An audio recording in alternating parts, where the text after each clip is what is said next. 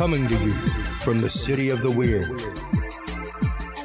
Exploring topics from the esoteric and unexplored to dimensions unknown. Shining a light of truth on the darkest corners of our reality. Welcome to the Curious Realm.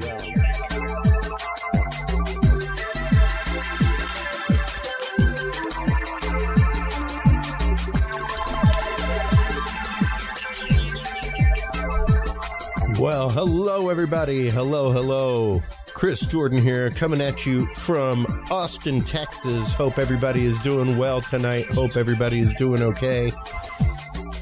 Godspeed to those who tried to visit the Titanic. It was discovered, actually, that the U.S. Navy had heard the implosion on their hydrophones the day that it happened. Interesting how the news cycle just kind of kept on pushing and talking about the idea of oxygen running out, things like that, as trials happened, attempts of hearings happened, all kinds of things during that time that we didn't really hear a whole lot about. But as always, things are crazy in the world. We are at a roiling point and beyond a boiling point since we had Steve Bassett on a couple weeks ago, talking about the UFO disclosure, the whistleblower David Grush. There have apparently been almost two handfuls of additional whistleblowers to come forward. I just spent the afternoon watching the House panel, or the House hearing rather, and briefing that happened prior to the Arrow visit to the NASA panel. And that was very revealing and fantastic. I highly recommend everybody go and watch that. We, of course, shared that on our group. So speaking of which, everybody, let's go ahead and start off the evening with a little bit of news. Let's hop on by the Curious Realm group on Facebook. That is where you can follow us. That's where you can find us, folks. You can, of course, follow the page. That'll give you all updates for the show. That'll give you all guest updates, all live event updates, everything. But if you join the group, that's where you get all the news articles. That's where you get the conversation with everybody. Over 1,000 members there. Some of the news that we have posted this week at phys.org. No simple answer for why people believe in conspiracy theories, says new study. It's interesting because, as we said on the show numerous times, people believe because they believe. There is no quantifiable reason for belief in anything. And so, anyway, out of webtelescope.org, this is exciting, actually. Webb makes first detection of crucial carbon molecule. These are the interstellar carbon molecules that make interstellar biochemistry and chemistry possible. Really interesting stuff there out of webtelescope.org. Out of theguardian.com, Pompeii fresco find possibly depicts 2,000-year-old form of pizza.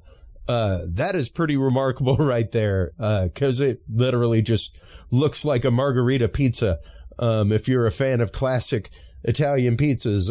And out of hell.com, Congress doubles down on explosive claims of illegal UFO retrieval programs.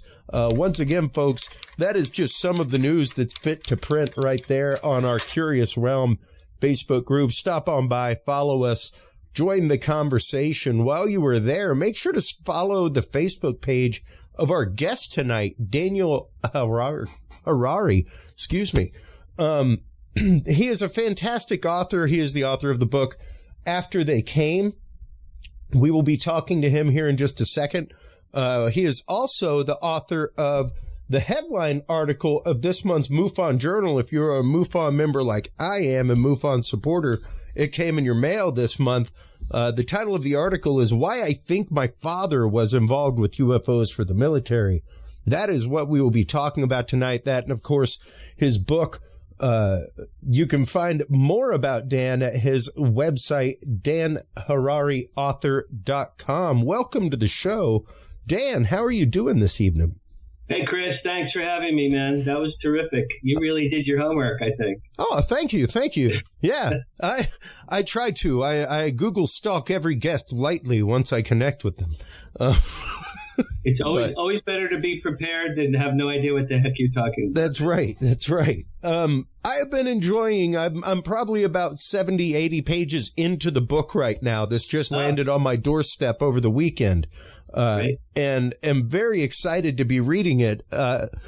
But your book, though it is a fictionalization, is actually based off of a real life event that you had, as well as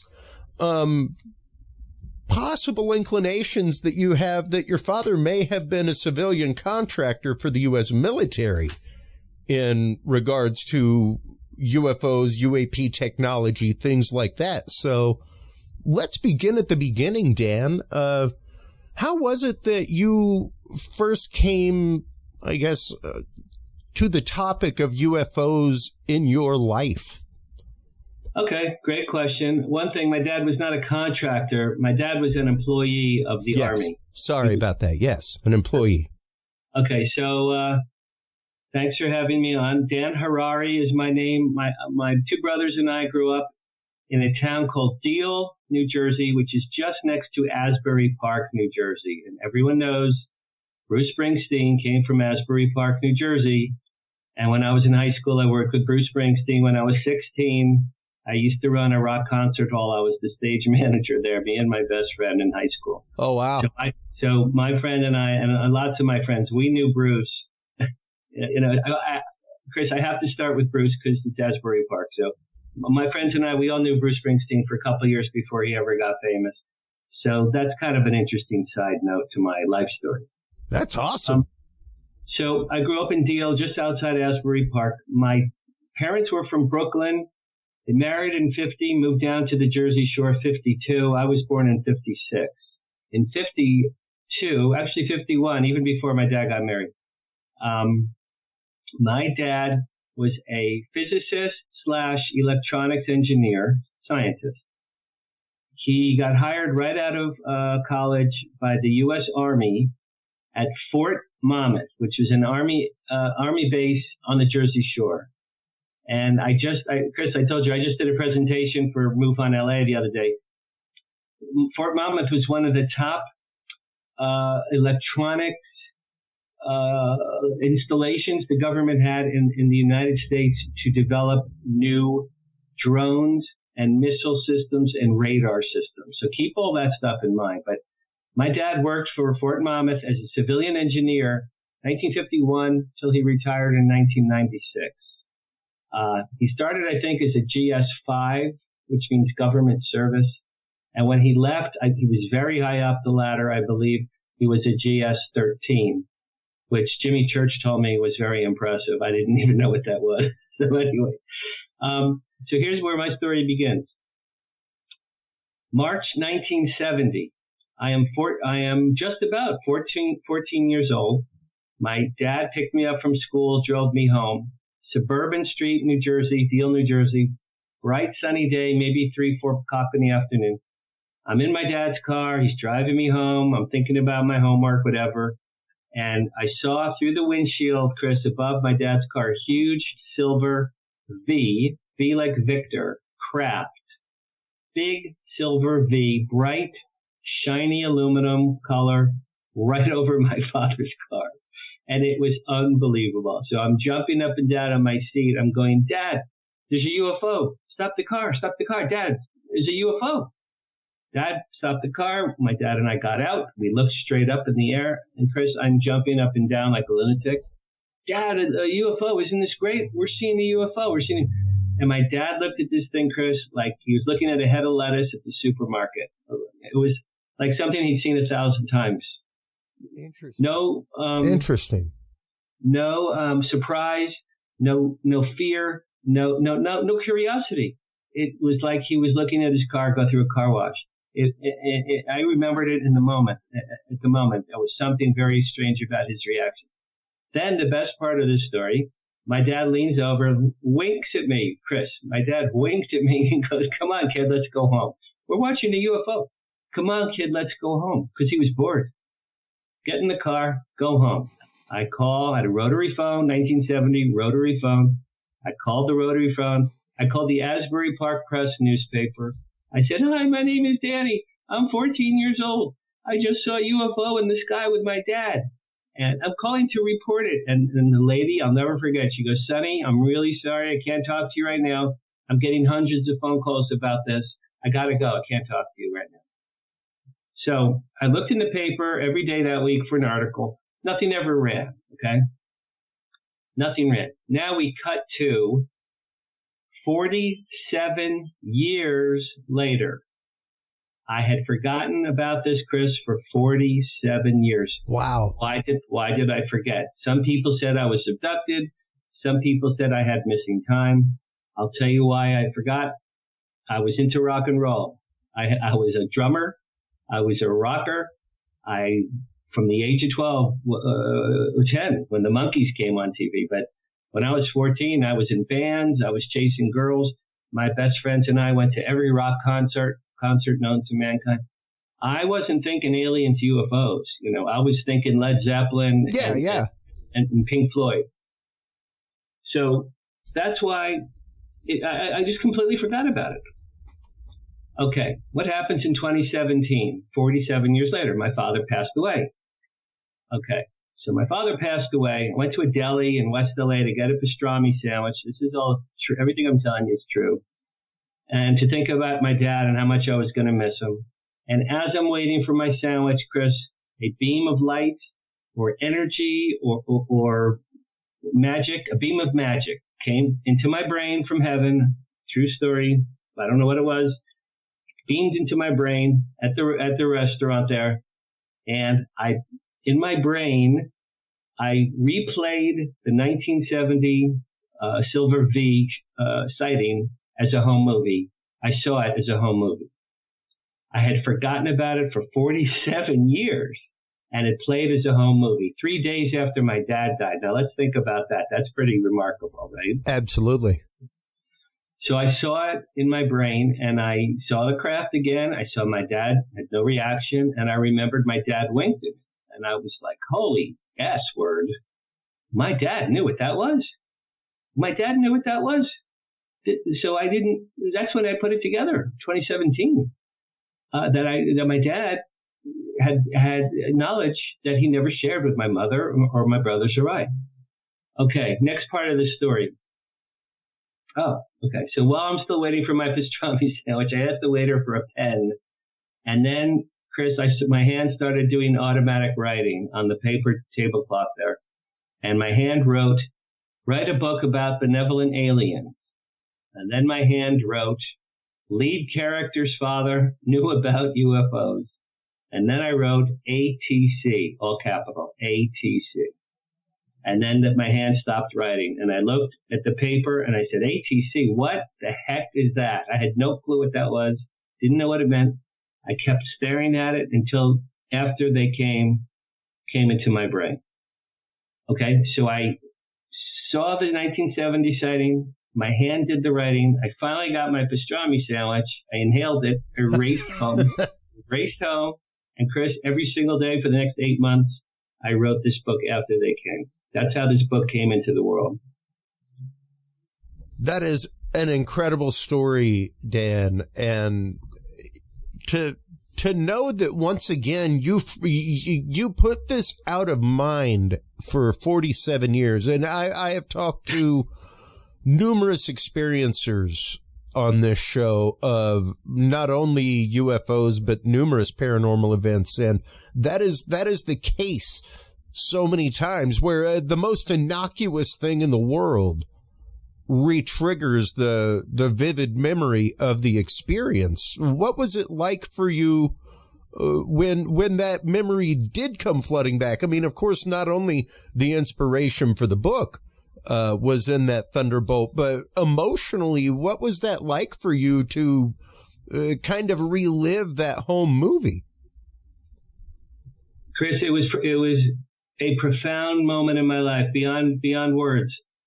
I did a talk for MUFON LA Sunday 2 days ago, and I told this story. And this is true. There was a gentleman in the crowd, a very nice guy, and he raised his hand, and I said, yeah. And he goes, Dan, I'm a medium. He goes, your father sent you that story from heaven. when you were waiting for your pastrami. He goes, that came to you from your father. Wow. And then, Chris, this guy stood up. He was covered head to toe. I swear to God, he was covered head to toe with goose pimples. And he said, Dan, your father's in the room with us right now. And he had me, I'm getting chills right now, to be honest. He had me touch his skin. He was covered head to toe in goose pimples. He said, Dan, your dad couldn't tell you in life what he did for a living because it was top secret.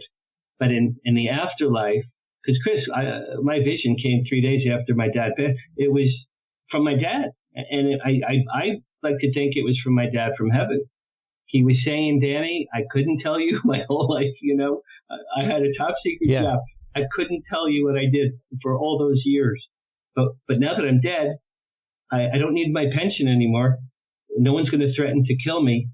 And I guess my secrecy oath is probably paid in full, right? My father is dead. At that point, yeah. Yeah. So it was a profound moment. It was like finding out like your father was James Bond in a way. It was like a secret that I never knew. Now, let me tell you this next part. So when I'm writing the book, the first day I called my mother. Now, my mother's still alive. She's 88 now, God bless her. I said, Mom, did Dad ever talk to you about UFOs? And she said, early on in his career at Fort Monmouth, in the early 50s at Fort Monmouth. Now, Fort Monmouth is a top secret Army base. They took him deep into the vaults and they showed him something top secret. And he came home nervous and white and pale and shaky. And my mother said to him, honey, what's wrong? And my father said, I saw something. They showed me something today in the vaults that I can never tell you or anyone about as long as I live. And my mother added, Chris, to me, she said, Danny, your dad was never the same after that day. Wow. Now think about that, right? My dad was super outgoing and gregarious and happy-go-lucky.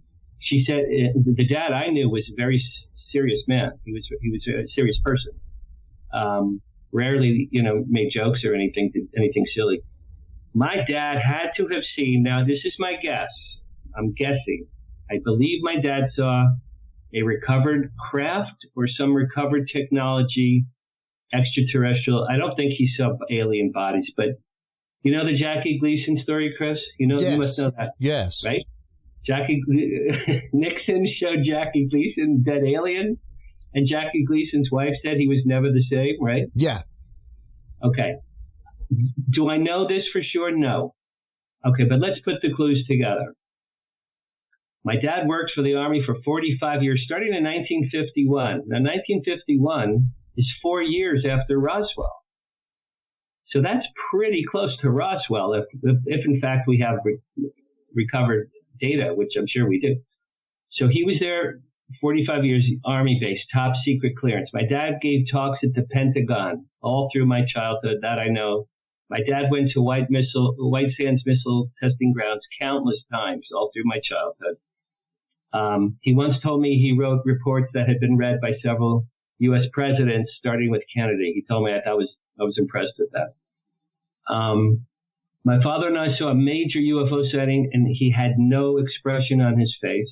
My dad winked at me, and then I called my mother, and she said he saw something top secret in the vaults, and he never told anyone, even on his deathbed, he never told anyone. So if you put all that together, here's what I believe now. The craft I saw with my father, this is what I think today. I don't think it was extraterrestrial. I believe truly in my heart it was a military man-made drone, Chris, that my dad either knew, had a hand in designing, or had seen it test flight, maybe out at White Sands, wherever. Sure. Because I'm telling you, if you saw this guy's face, you would say, well, he clearly knows what he's looking at. I believe it was a man-made military drone that incorporated extraterrestrial technology. I truly believe that in all my heart, that that's what that was. Yeah. Well, and, there is, I would say it's pretty well beyond hypothesis with patents that have come out, things like that. The going hypothesis out there is that the anti-gravity barrier was cracked in 1950s. And to think that once again, any craft that you saw may have been powered by something like that your father may have had a hand in either reverse engineering or tinkering with that technology or even knowing about the program, is pretty incredible. My dad, a couple of drips and drabs in my life when he would reveal something, Chris, only a couple, and they're so few, I could tell you. In high school, I asked my dad in high school, Dad, what do you do for a living? I helped America win the Cold War. And then he walked away and got a beer. That was it. One sentence. That was his sentence. I helped America win the Cold War. Okay.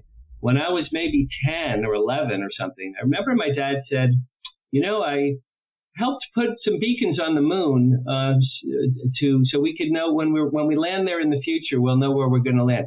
This is in the early 60s. My dad did that. In the early 60s, my dad. Now I read up the history of Fort Monmouth, and it says Fort Monmouth put some beacons on the moon in the early 60s. It's in black and white. I saw it in print. So what my dad told me was true. The only other thing he ever said to me, I don't remember how old I was, maybe high school. He said, I once invented a drone that looked like a flying garbage can, and it flew over North Vietnam to take photographs of our enemy, and it shot film. Now think about this, Chris, right? There was no digital cameras then, right? Yeah. So it shot rolls of film, and then my dad said the rolls of film parachuted down to the ground with little beepers on them, so our troops could find the rolls of film on the ground. They had little parachutes, apparently, I think. And so when he said he invented a drone that looked like a flying garbage can, well, that implies that lots of drones from the 50s, 60s, 70s looked like odd-shaped things, right? Doesn't that then lead to my father and his colleagues? Their drones didn't look like airplanes. My father's drones, he told me, looked like a garbage can. So that, when I put that together now, many of the UFOs, perhaps that have been seen in the last 50 years, maybe a third or half were man-made military drones. Oh, sure. And I mean, even Dan, whenever you listen to the head of Arrow, whenever you listen to any of the statistics, and I upset some folks in online communities. I was just called a debunker the other day with somebody because I was like, I'm sorry, SD cards have artifacts on them. Like it happens. It's a rewritable media. Right. You're good. There's a reason why even though you press delete on something, the police can come back and recover parts of that picture. Right. Because the data is still deeply in there, even whenever you hit format on the card. So yeah, it's, but I was called a full-on debunker by somebody, and it kind of hurt. And I was like, no, I'm a believer. It's just that there's only a small scant slice of 2 to 5%. And even Arrow, UAP, the UAP task force, everybody has been like, there is like a 5% deviation of cases that are not explainable by airline pathways, sensors going awry, misconfiguration of sensors, human eyesight failing, things like that. They're like at 98 to 95% of all cases are fully explainable. So right. even for you to say that, yes, what you witnessed, you fully believe to be in the world of military drone. But Chris, honest to God, only after my father died, Yeah. Because it made so much sense having just researched Fort Monmouth. And also, this was cool when I did this at my talk on Sunday. Mm-hmm. I have a lot of scrapbooks in my whole life story. I found 3 weeks ago in one of my scrapbooks a newsletter profiling my father from 1985. Oh, wow. And it said who my father was. It was from his workplace. Who he was, what he did. My father was the head of it was very complicated. He was the head of a major drone program there.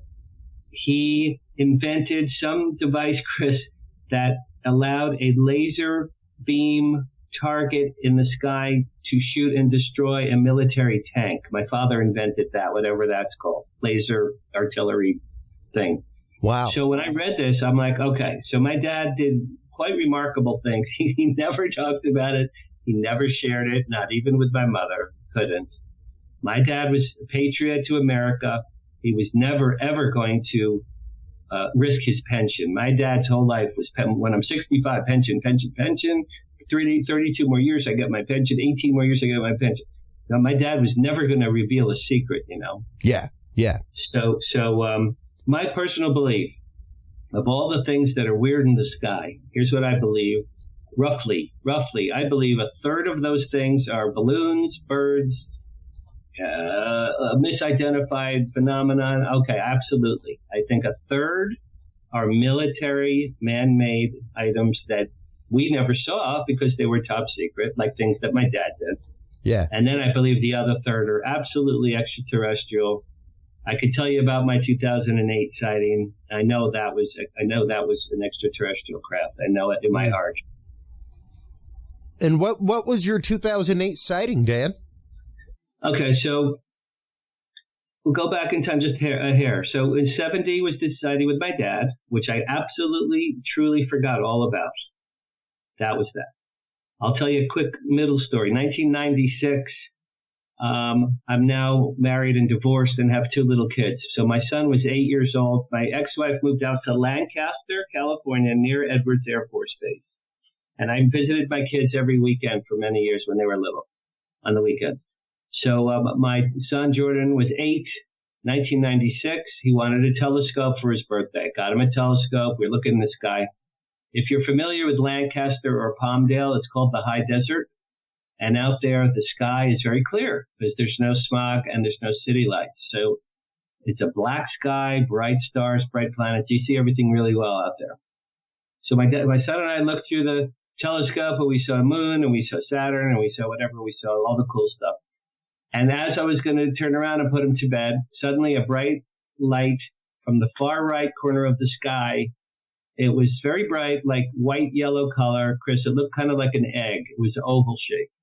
It appeared suddenly, and it went all the way across the sky in a straight line very quickly. And I said to my son, Jordan, I go, Jordan, there's a satellite. Isn't that cool? Look, there's a satellite. Clearly, it had to be. It looked metallic. And then, Chris, so it goes all the way across the sky, goes to the left side of the sky. Then it stopped in place for about 20 or 30 seconds.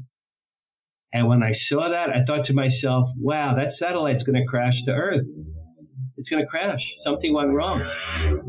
Then it turned around and it went all the way back where it came from in the same line, just as fast. And I'm like, oh my God, that's a UFO or military or extraterrestrial, but it's not a plane. It's not a bird. It's not a helicopter. It's not a comet. Nothing can go that far in a straight line, stop for 30 seconds and then reverse course.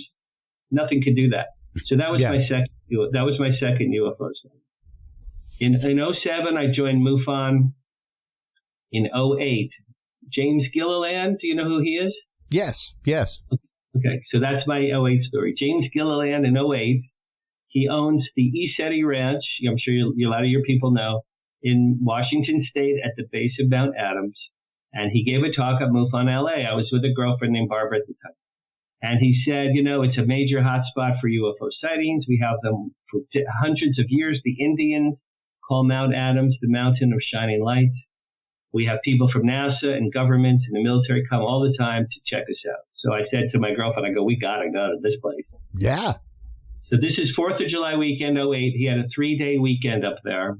During the days, it was like Nick Pope and William Henry doing films and lectures and slideshows and history, ancient alien theory, all that great stuff. Now, under a tent. That was during the days, Friday, Saturday, Sunday. And at night, in the field, many acres of nothing. It's just nothing. It's a big, huge field at the base of Mount Adams. And at night, Chris, they made a bonfire and people played guitars and tambourines and dancing and singing to sort of to lure something to happen. So my girlfriend and I, first day, we went to the seminars and the films. That night, the bonfire, we're looking up in the sky hours and hours. Your neck gets tired after a while. Nothing happened. Okay, that's fun. Second day, films, lecture, seminars, bonfire, looking up in the sky. I had one of those big camcorders at the time. It's like heavy. Looking up in the sky, your neck hurts, hours and hours, nothing at all. Third night, same thing, lectures, films, bonfire, looking up in the sky, maybe an hour and a half, 2 hours, nothing. I go, Barbara, I have my keys in my hand, Chris. I go, let's go home. If we go right now, we'll beat the traffic. I swear to God, I said that. No sooner did I say that, a craft appeared over our heads out of absolutely nowhere. I'm going to say there were 250, 300 people there. Wow. I'm going to say 50, 60 foot, black, teardrop-shaped craft, maybe a couple 100 feet above us, right over our heads. And then the best part, Chris, underneath the craft was a dome, and the dome turned up its light on, and it was bright, deep emerald green colored light, like emerald green from the Wizard of Oz. Gorgeous, gorgeous color. And this light, man, I'm telling you, it went on and off. It flashed above our heads 10, 12, 15 times, as if to say, hello, we're here. We're sorry we're late. We got caught up in traffic on the 101, we love you. We were in the neighborhood. We know you've been waiting for us. Everything's cool. Don't be afraid. We love you. We're in the neighborhood, and it's so cool that you wanted to see us. Here we are. Here's our little light show. Have a wonderful evening. And Chris, I swear to God, the light turned off and zoom, took off 3 seconds later, completely vanished. Now I cried.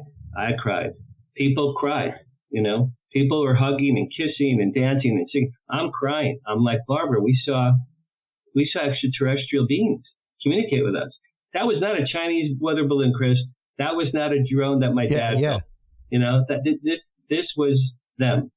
This was them. So those are my 3 sightings. I've never had any others. Those are the 3. The first 2, I'm pretty sure, were both military. I think the one at Edwards, I told Jimmy Church the story. He goes, Dan, it was at Edwards. He goes, of course it was a military reverse engineer. I go, yeah, you're probably right.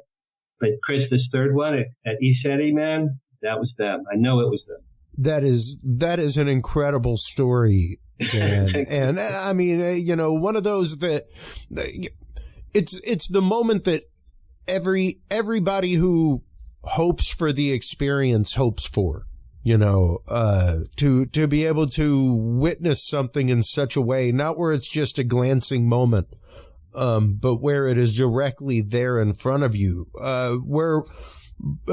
Now, I want to kind of marry your experience in that moment,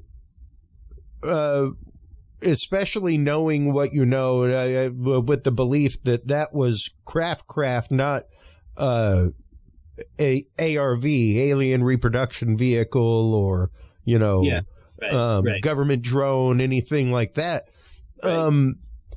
I remember you saying that when your father saw the craft in 1970, he was speechless, though he reacted to you. Chris, I wouldn't say he was speechless, really. I would say he more blasé.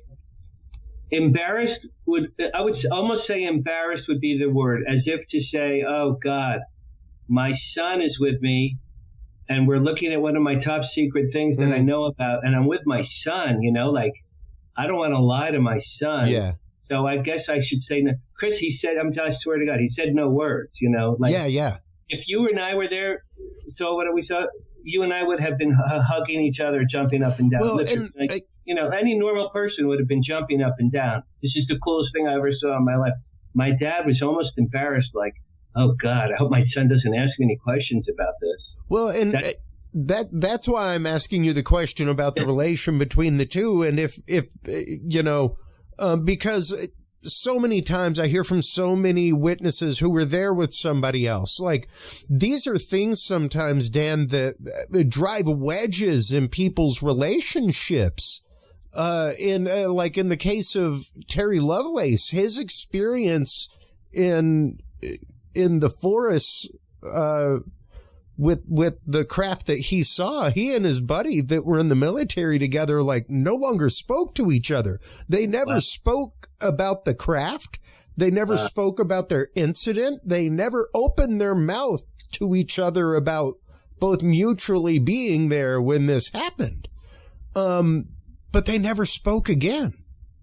Did they just see the same event as one was a believer and one thought it was nonsense? I don't know that story. I don't know the story. Yeah. I mean, they both apparently were there. They were camping. They saw this thing in the sky. As far as he knows, he has missing time. He had an implant in his leg. All kinds of things, Dan. But that's not the only case. Like, there are numerous cases where people see something with friends, with witnesses, and, there's frequently a strange silence. There's frequently a strange, like, I guess almost disbelief within the conversation.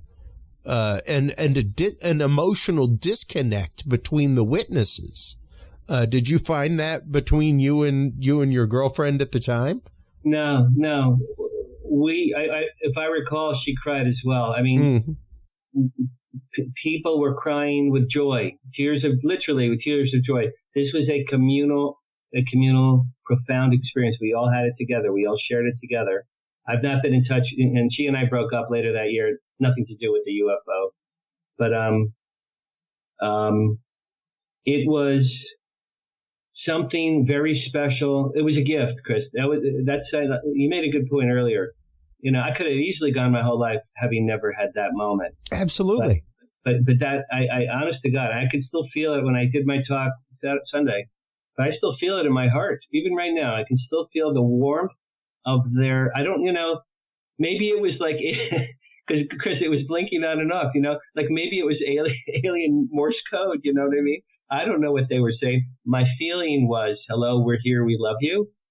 But, it could have been like a crop circle. It could have been like a Morse code alien message. I don't know. My takeaway was they are here. They exist. They know we're curious. They knew that the people at James Gilliland's ranch in the middle of the night, in the middle of nowhere. Yeah. Really, really wanted to see them. You know what I mean? It was like if you go to a rock concert, you really want to see The Who on stage. Yeah. And when you see The Who, you're all totally 100% into The Who. Yeah. Well, people I was with, we were all into the sky that night, man.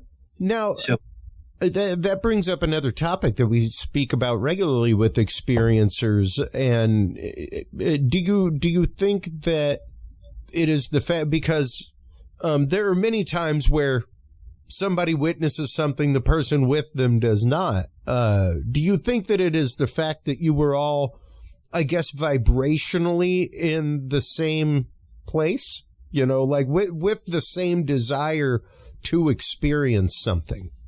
Absolutely correct. Absolutely correct. And again, it goes back to James Gilliland's presentation earlier that year, Chris. He showed us films that had been taken over decades of time at his ranch. And one was better than the next.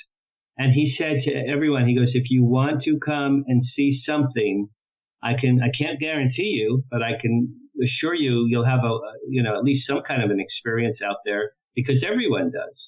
So I went, everyone who went there, look, it was hundreds of dollars for the weekend. You had to stay at a bed and breakfast. It was in the middle of nowhere. You have to drive for hours to get there. All right. The end of Close Encounters, my favorite movie of all time. Favorite movie, right? Richard Dreyfuss, Melinda Dillon, and that other schmucky guy with the brown leather jacket. Those three, remember, they're the last. They're like, they wanted to be there so bad. They defied every obstacle. They were going to see that by hook or by crook. Nothing was going to stop them. The people that went to James Gilligan Ranch that 3-day weekend, we so wanted to be there, and we so wanted to have an experience.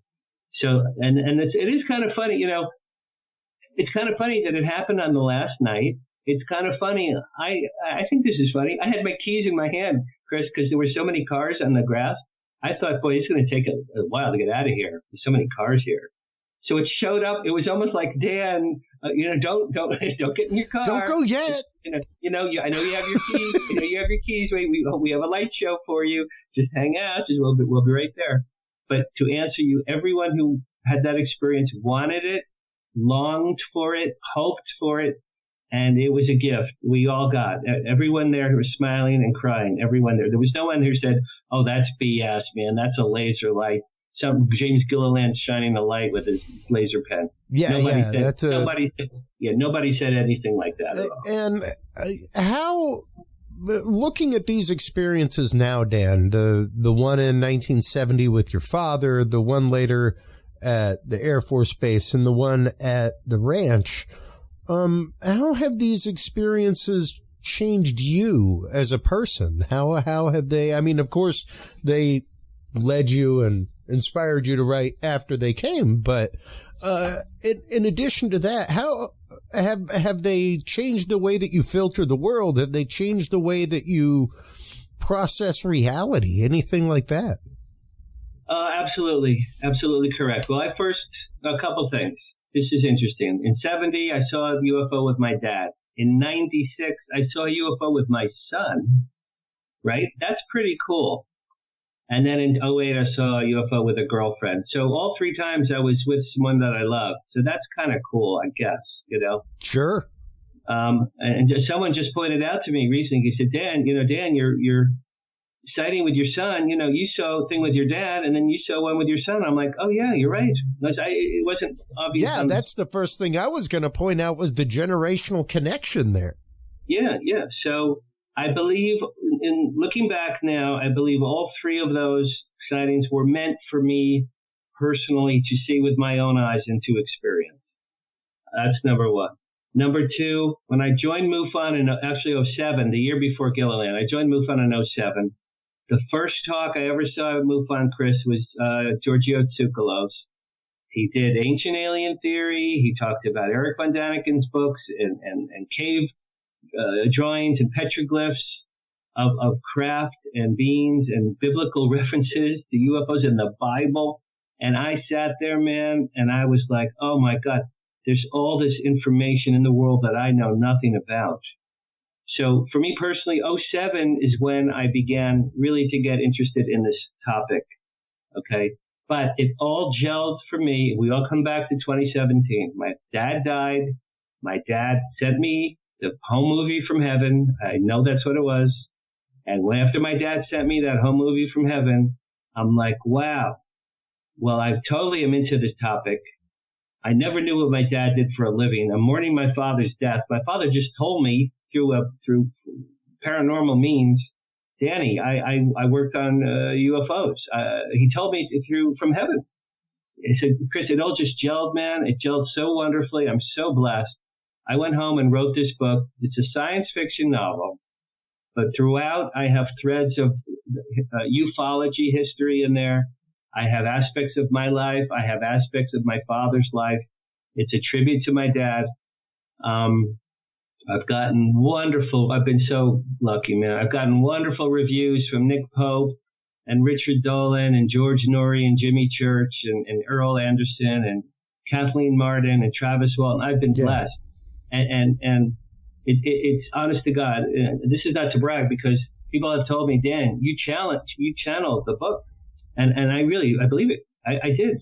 Because I went to get a pastrami sandwich, Chris. I didn't go there to go and think I should write a book. I was there to cry for my dad. That's all I was there for, to think about my dad. I got a book out of it. And now, 4 or 5 months later, Steve Bassett's one of my best friends. Earl Anderson's is literally one of my best friends. George Norrie and I are tight. I'm launching a group, awesome. I'll tell you this, with Steve Bassett. We're launching the Hollywood Disclosure Alliance. I'm a Hollywood publicist for 40 years. Steve is Mr. Disclosure, as you know, as well as I do. Yeah. And he and I have been meeting. We've been meeting for the last 3 months. We're going to put together a group in the fall to marry the filmmakers and storytellers in Hollywood to the Richard Dolans and the Nick Popes and the Steve Bassetts, and to blend and share. We're going to be like a resource, a nonprofit. We're going to create a nonprofit. And if you'd like to be part of that, I'll certainly have you tie you in somehow. I really have a feeling it's going to think we're going to give birth to it in September. I'm hoping it takes off. But since my dad died, I've been on a mission to discuss disclosure. I've told all my friends and relatives. People that didn't know anything about this topic are much more well informed now because of me. I'm much more informed because of my dad's vision and being a member of MUFON for all these many years. And I'm grateful to people like you and Nori and Jimmy Church and Dave Scott and people who have been giving me a platform, not just to sell the book. Of course, I want to sell my book, of course. But this is the most profoundly important topic, I believe. It changed to answer your question, it changed my entire view of mankind. I was raised conservative Jewish, like really pretty hardcore Jewish, okay? I never missed Yom Kippur. I did all the Jewish things that little Jewish boys are supposed to do. I met Giorgio in 2007. This is true. I met Giorgio in 2007 at MUFON. He told me ancient alien theory, which has been around forever. I discovered it in 2007. And I cried. And I went up to Giorgio. I hugged him. I go, Giorgio, you've just changed my view, my worldview. You've opened my eyes to a whole new world. And I don't really consider myself Jewish anymore. I would call myself a spiritualist or something. So this topic had a profound effect on my life. Yeah, absolutely. That is so frequently the story with our guest, Dan. It is a stealing experience and that goes across the board for paranormal. A lot of people, I don't know why people do not include UFOs in paranormal topic, because I don't know, it seems kind of outside of the norm to me. It seems to me that would be the granddaddy of paranormal. Well, yeah. Ghost, of course. Ghosts and UFOs, they might be 50-50 some people. Yeah. Well, and it's interesting that you bring that up because, you do have a new book coming out in this upcoming winter or in a year. My Paranormal Life, and like you said, it is one of those that one leads into the other. It's hard to have one without the other. It's kind of like you can't have the light without the shadow. Last year, my first book came out last year. It's called Flirting with Fame, and that's about my 40 years as a Hollywood publicist. But it's also the 10 years earlier when I was in high school, when I worked with Bruce Springsteen and Kiss and Fleetwood Mac and Humble Pie and Deep Purple and all these, every rock band you can think of from the 70s. I worked with them when I'm 15, 16, and 17. So that was my Hollywood stories career memoir. Okay.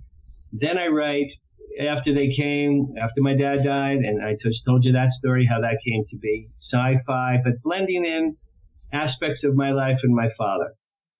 Last Christmas, just 6 months ago Christmas, I was bored to tears. Chris, I had nothing to do over the holidays. Bored. Clients were quiet. I sat down and I started to think about the ghosts. Well, my dad has visited me as a ghost numerous times after he passed. My dad came to me at least 6 times as a ghost. So I wrote those down, and then I put the UFO sightings down because they're not really in this book. And then my grandfather was 20 years ago. I lived with a woman here in Beverly Hills. Our apartment was haunted. We had a poltergeist. Things used to break and crash and knock walls and slam doors in the middle of the night. All true. And we did a Ouija board, and we talked in the Ouija board, and I found out that the ghost in my house was my father's father, of all people. He was my grandpa Joe from Syria. I said, "Where are you from? What's your name, Joseph? Where are you from, Syria? Are you my grandpa Joe?" Yes. Well, of course he was. Who else did I know who was from Syria? It was my grandfather. So I just put it was a hobble and a cobble of different stories. When I was 5, here's an interesting story. When I was 5, I was climbing a billboard sign with 2 little girls, my little neighbors. They were probably 7 or 8, and I'm 5. And we climbed the billboard sign, and I fell off the sign. I remember clear as day falling through the air, fell through the air. I'm looking up at the sky. I'm 5 years old. The next scene in that movie is I wake up on a couch in a house several blocks away. No one was home. I wake up, I sit on the couch, look around, and no one was home. And then, Chris, as I got up to leave, I turned to my right, and there was a being at the door, at the screen door, and I explained it to my daughter, and she said, Dad, that was a gargoyle. The way I explained it, it was this 7-foot-tall creature. It looked like his wings had been cut off. He was like white milk chocolate color. He had like a bull's face. He snorted. Wow. He snorted when he looked at me, and then he left. Now, I looked it up. Gargoyles protect people and buildings. Yep. I think when I fell off the sign, perhaps I died, or if I didn't die, I'm telling you, and my mother thinks it was a dream. I go, Mom, I'm telling you, it's my first memory, clear as day. This creature saved my life when I was 5. So I just put all these things together, and that's my paranormal life. Wow. Incredible. I can't wait for it. Like I said, I have been enjoying after they came. I cannot wait for the true stories of Dan Harary. Yeah, absolutely, man. Listen, if you like After They Came all the way through, if you'd be kind enough to give me a quote, I'll add it to my PR. Oh, absolutely. Absolutely, man. It has been enjoyable. I read a lot of research. I read a lot of research books, things like that. And it's fun to find the ones that are fictionalizations of events and people's experiences. Right. It always gives things a different twist and a different way to look at it. And right. It's even better to have conversations and hear the actual things that inspired the story, the actual events, and to hear you, and even to read your article in MUFON Journal this month and read about the things that you found out about your father after his passing from your mom. Right. Absolutely wild, Dan. Absolutely wild. I consider my dad's passing was very hard for me, but yeah. I really, since he died 6 years ago, I've met all the top I've met them almost all of the top UFO researchers. I'm friends now with several of them. I've done the top UAP media outlets. My book is selling well. Travis Walton's quote on my book, this should be a movie. You used to probably say this would be a good film adaptation. Yeah. Well, coming from Travis Walton, man, when I saw that, I'm like, wow, that's pretty cool. George Norrie told me on the air, Danny, you have a movie here. George, they told me that on the air. I go, yeah, George, I'll call my buddy Steven Spielberg and tell him. To me, an interest that happened only in 2007. It tied in my earlier sightings that I had. And when my dad passed, he told me who he was from heaven. And it gelled. It all just came together wonderfully. I'm very touched. It's a gift my dad gave me after he passed. Absolutely awesome. Thank you so much for your time tonight and for your candid conversation. Sure. About such a personal topic. Once again, the passing of your father and the presentation of this information to you by him. Thank you for that. Thank you. You're welcome. I've never heard of a comparable story to this one. Yeah, it is. And everyone I've told has said, yeah, boy, that's quite a story. And again, honest to God, it was a gift that my dad gave me after the fact. He couldn't tell me me and my dad, we were close, man. He couldn't tell anyone, what he did. My dad accomplished remarkable things. And from the other side, he was kind of like, okay, Danny, here's an idea. Make a book, move the ball forward. That's how I look at it. And it's different, Dan. People always say like, oh, I'd go whistleblower, things like that. These were people from a different time. These were people from a time where you could still fully trust your government. Right. They were from the time before Eisenhower, before he was like, hey, man, we had to do crazy things to win this war. Make sure to, go get your rights back from Congress. Go get everything back from the contractors that we gave to them, so that we could win this thing. But I remember my dad. I remember my dad saying, "Danny, you just so you know, your father's a patriot." I mean, he saw himself as a patriot. What did that mean? Not revealing top secrets. That's it. Exactly. When you took that oath, you took that oath, and you took that oath for life. No different than and you may say this is extreme, folks, but any quote oath keeper out there, they see themselves in the same light, keeping their oath no differently, you know. And we have to respect that, whether you're on one side and going, get out of here. We want to overrule everything and flip and turn things over, or no, I'm going to keep my secrets and I'm going to keep silent the way I said I would. You Chris, know? I know we have to wrap up, but it would be if my dad had Alzheimer's the last 2 years. So he didn't even know who he was. And he didn't know who I was. It was really sad. But if my dad was alive today, still, he'd be in his 90s and didn't have Alzheimer's, and Grush came along, right? I would love, boy, what I wouldn't do to talk to my dad right now and say, Dad, okay, I know even if you can't really tell me, but what do you think of this Grush guy? Like, that would be fascinating to have that conversation with my father. My dad was in the heart of the Cold War era. He was a Cold Warrior, my father, not with guns, but with his brains. He was a genius. With his slide rule and his mechanical pencil. Yeah. My dad helped us keep us safe from the Russians. So anyway, I want to thank you once again so much for your time tonight. Before we let you go, let everybody know once again, of course, other than the Curious Realm store, where they can go to pick up their copy of After They Came, where they can go to keep up with all of the latest from Dan Harary. Okay, so After They Came is available on paperback or Kindle on Amazon. It's also available from my publisher, Genius Book Publishing. That one might be cheaper. So either Amazon or Genius Book Publishing.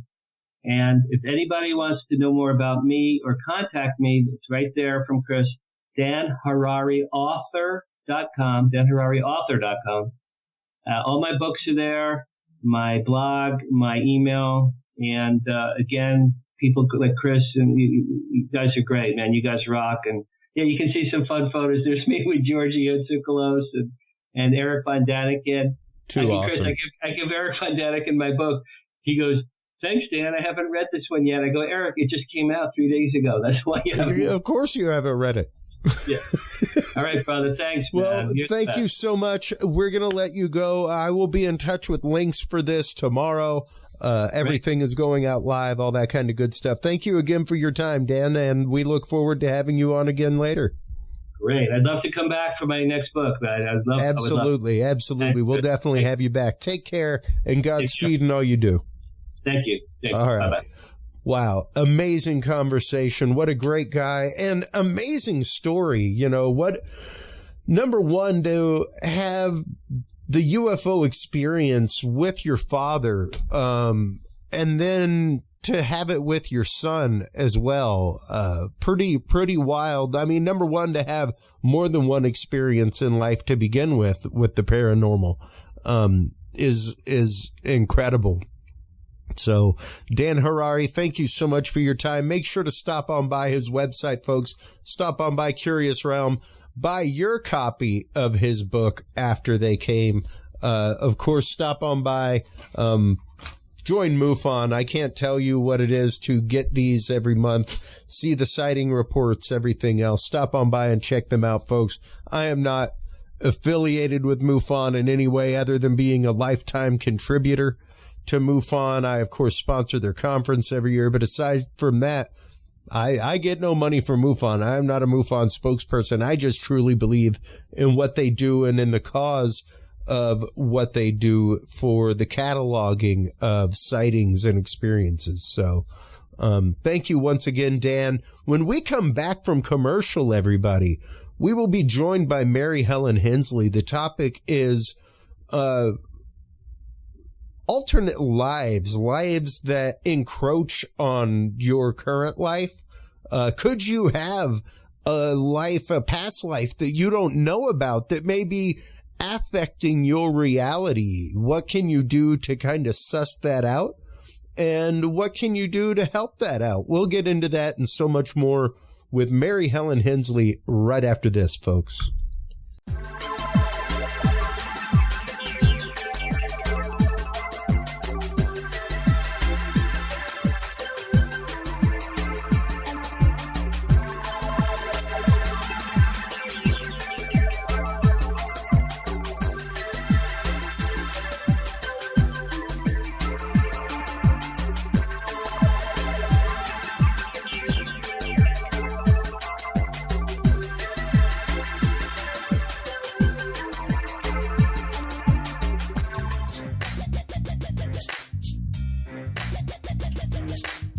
With the rise in attention to the health benefits of cannabis and cannabinoids, including CBD, True Hemp Science has become one of the premier providers of full-spectrum CBD and CBD-related products.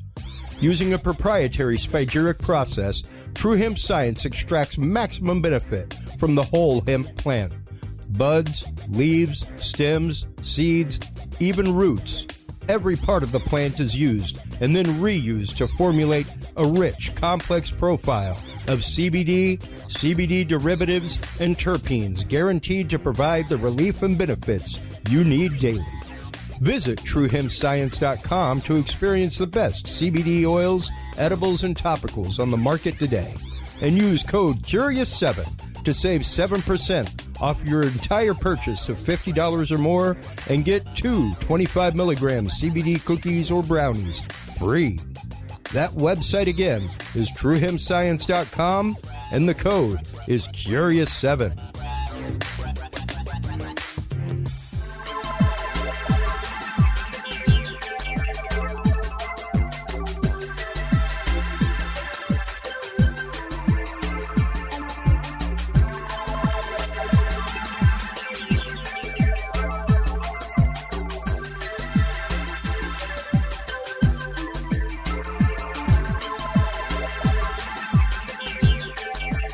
The Curious Realm Podcast is your source for the latest and greatest news and events in the world of the paranormal, esoteric, and forbidden knowledge.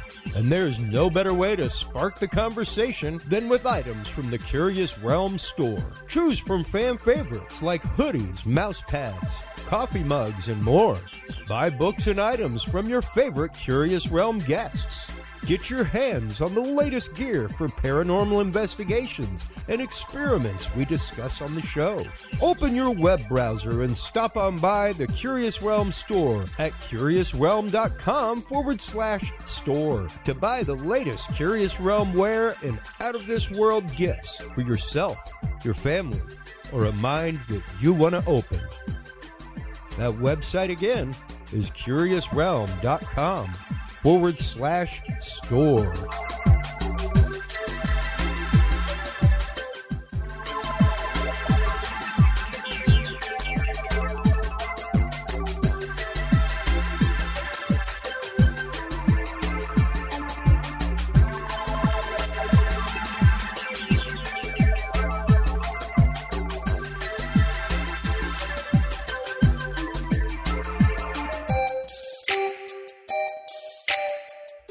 Have you considered starting a podcast?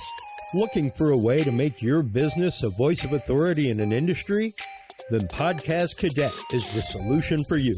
Whether starting a podcast for yourself, your brand, business, school, church, or just plain fun, Podcast Cadet is here to help you navigate the waters of the podcast industry.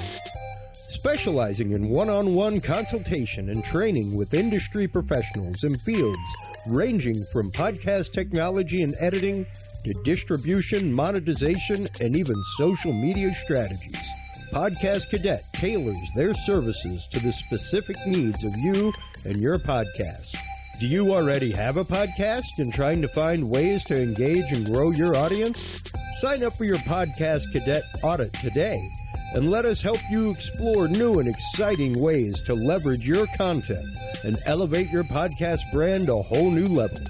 From consultational workshops to affordable podcast production and maintenance packages, Podcast Cadet is your one-stop shop for everything podcast related on the internet. Visit podcastcadet.com today to sign up for your consultation or training and use code CURIOUS20 to save 20% off your entire purchase. That website again is podcastcadet.com.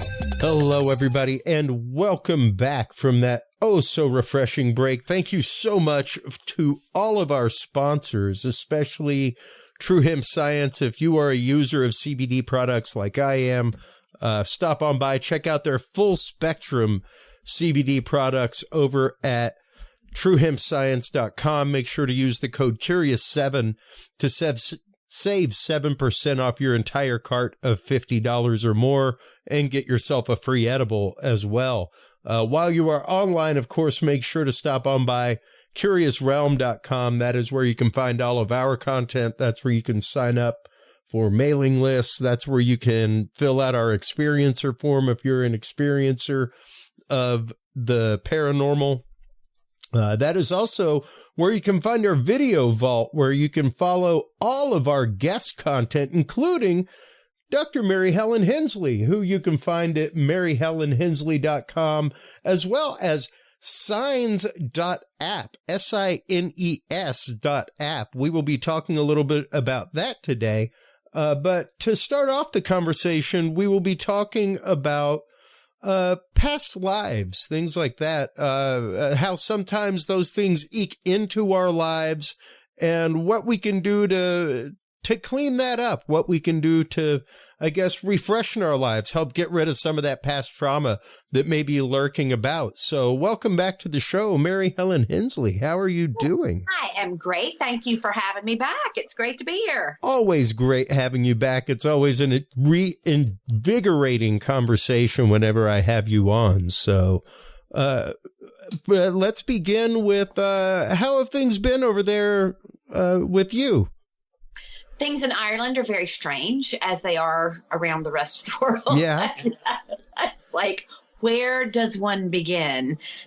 Do we want to talk about the weather, or do we want to talk about what's happening in the Ukraine? Do we want to talk about what's happening with our refugees? Like, it's been a mixed bag over here, dude. Yeah. Like, wow. Yeah. It's been wild over there. Yeah. So, and you, as we were saying in our pre-show conversation, you recently in the last couple of years went and spoke at the IANS conference, the International Association for Near-Death Studies. I was a sponsor at their conference last year in Salt Lake City. And amazing group of individuals. That was one of my favorite shows to go to. I was sad I did not get to go this year, but when you were there, you were speaking about past lives, things like that. Let's start getting into past lives, your work with past lives, and what past lives might entail for the average person. Okay. Yeah, I'm actually glad we're talking about this because I had such an amazing thing happen last week. Like, look, I've been doing this for 30-something years, and it's one of those things that never ceases to amaze you. It doesn't matter how many times it happens. When I go into a healing session with someone, because healing for me is not, oh, you have X, Y, or Z, and we're going to get rid of that. That's not what healing means. Healing is, how can I, the practitioner, the person who has these kind of strange abilities, assist you in your journey? And that could be dying. It could be, there are any number of things. Healing means that you're there to assist the person with your special skill set in whatever it is that they need in that moment. Yeah. And so it's not like you're there to, much like any therapist, it's not like you're there to do the work for them. There's still spiritual work that has to be done by people. You are there as an assist. Exactly. And in some cases they've done that work, and it's like having the gum on your shoe. And I'm like, I've already dealt with that. So you go in and you remove the gum from their shoe. Or, that analogy of like, they're trying to live in present time and they're trying to drink a really fantastic cup of coffee through a dirty coffee filter. So, it could be that you go in and you're cleaning that filter and changing it for them. And then all of a sudden they go, oh, and they see their own light. It's that kind of way. So healing can take on so many different and are there people who come in who've got some crazy disease and they walk out without it? Yes, that happens too. But the same with past lives. We never go in with the intention of, hi, welcome to my office, and today we're going to deal with your past lives. I never, ever, ever do that. It is something that I absolutely allow to unfold. It's a very organic process as to it might not be what that person needs in the day, or that person might think they're wanting to come in to talk to their dead Aunt Judy, and then all of a sudden they're in a past life. So that's what's so amazing about it. It's not something that we're controlling. Hey, let's just go do a past life regression. And there are some amazing practitioners out there who do that. For me, what happens is while I'm assisting the person with the healing, my primary question is always, how can I best assist this person in this moment? And it's not even with what they came to me for. I don't even add that in. It's how can I best assist this person in this moment? And if suddenly I'm drawn back into 1847 and there we are, and I'm going, oh, that's where this problem started. You're back into that past life. So you as the practitioner, this is how it works in my world anyway. My people aren't necessarily seeing what's going on. I'm watching the movie. It completely keeps them detached from any kind of trauma or drama, because sometimes we can chase past lives the same way people try to chase a dead loved one. They'll go from medium to medium or practitioner to practitioner looking for, all my past lives. I'm like, dude, do you know how many past lives you've had? Because they're not actually past. They're concurrent. They're happening simultaneously all around you. But people don't really have a great grasp on that. Well, and with that in mind, how do you go about identifying when that is the help that somebody needs? How do you go? Because of course, it's loud. I wouldn't say that I have been through a hypnotic regression, and during that regression, found out apparently there was something in there about me being a like French immigrant who was a farmhand. That popped up this was just a general hypnotic regression, and it was pretty interesting. I have never been through a past life regression. I don't think I have any, and I may be mistaken. I don't think I have any past life trauma that is eking upon my present life. But how do you go about identifying that with somebody? For me, when it just pops up. It's there's no mistaking it. There's this kind of, it's like my vision changes, my hearing changes, and now all of a sudden I'm in as a viewer. It's like a remote viewing of a different lifetime. And so I'm actively watching what happens. And so when I go, take me back to where this started. Yeah. I want to see where, because I don't want to sit and watch 8,000 lives that they've had, doing whatever it was they were doing, because, oh my gosh, for me, it's where did this thread begin? Because it's always a thread, and that thread could consist of one lifetime, or it could consist of 100. Because if we're studying something, the soul that is incarnate, and if they're taking on different lifetimes to see things from different perspectives, sometimes they get it in one go and sometimes they get it in 50. And it's not a punishment or a retribution or anything like that.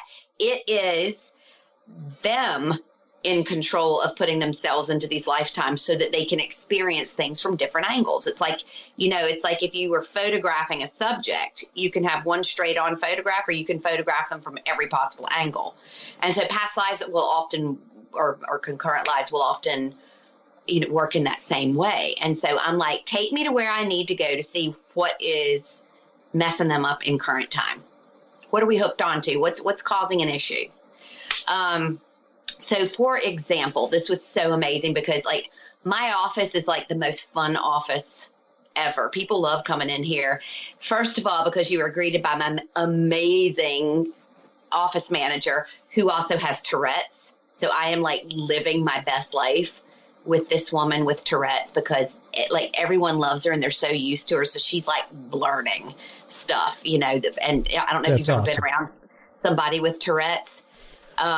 Depends on the tick, but yes. Oh my God, the ticks, Arja, and she, she'd be like, "Come in, Baldy," And then it would be baldy, baldy, baldy, or I'm hitting the chiropractic table in my office, and she's like, amen, every time I hit the table. She's incredible. And people just feel so at ease around her because she's so at ease and so accepted in the environment. So it's just like the healing starts when they walk in the door. And, but she's just a really funny and so Irish, so Midlands Irish. The sense of humor, the Irish are just, I mean, that's literally why I live here. And they're like, oh, did you move over for a man? Is it the countryside? Is it that? No, it's the sense of humor here. Like you've never met a nation of people who like over here. Sorry, can I say we take the piss out of ourselves? You know, like they don't speak to you even in their own accent. They're always making a voice or making a, you know, oh, Jesus, you know, they're making fun of their own accents. It's so funny. So there's a lot of laughter here, which is just to me so therapeutic. But so you can imagine she's such a character. Well, in comes this lady. And so part of my office manager, Sandra's Tourette's, is she has the verbal tics and the physical tics. So in walks a lady with myoclonus. And if you don't know what that is, that's that full body jerking. You know, it can come from a stroke, it can come from a brain injury, or in this woman's case, it can come from somewhere very unexpected. So I have her permission to talk about this because it was just so fascinating. And look, like with any job, we can get, it's not that you ever get bored, but it's kind of like same old sometimes. And then the really extraordinary ones come in where it's just, oh my gosh, and it reminds you why you love what you do so much. Well, This was that day last week. So she's walking in, you know, like the tics are like, do you remember it? Did you see Men in Black, of course? Oh, yeah. So do you remember the bug guy? Yep. All right. So you remember the alien came in and he took the body of that guy, that farmer. Yeah, the Edgar suit. And he's walking around, you know, like popping and locking everywhere he's walking.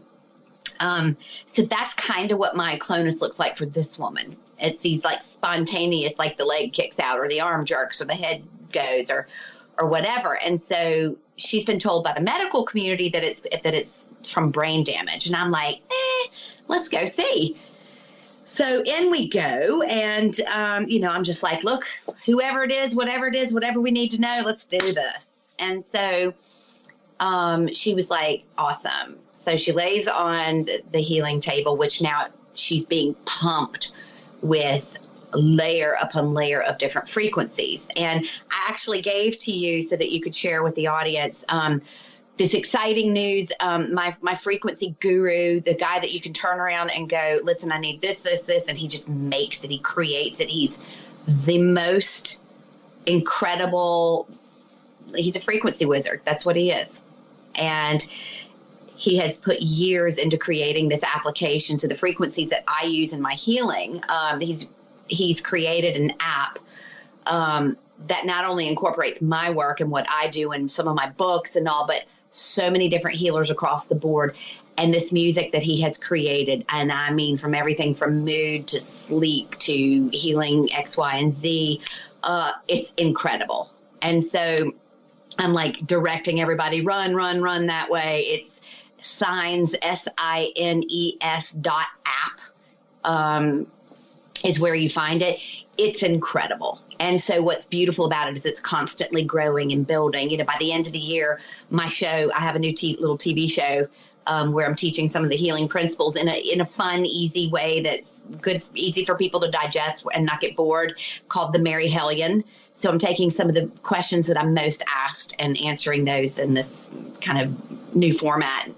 And that's going to be added on to the Signs app as well. So it's got all sorts of audiobooks, and like my audiobook Understanding is the New Healing, which is all frequency based. So as you're listening to the stories, you're actually immersed in the frequencies that'll help you heal from the issues that I'm discussing. So anyway, I use these frequencies in my healings every single day. So your woman is laying on the bed and she's being pumped with layer upon layer of frequency to go in. We're kind of doing a spring cleaning. I'm standing there. I'm like, all right, take me in. Let me see what I need to see. While I'm doing that, I'm emptying the bins. You know, I'm anything that's stuck in there that she's dealt with, but it's kind of like sweeping or taking out the trash. These are things you've been through, dealt with, and you're interacting in a world that's full of frequency and full of so much stimulus now. And so sometimes we forget we've got to stop and we've got to empty the trash. And so when the person's on the table, they're being immersed in these frequencies. And this was why I'm so excited to be sharing this app with people. This beautiful baby created by Greg Papania is because now everyone can access this.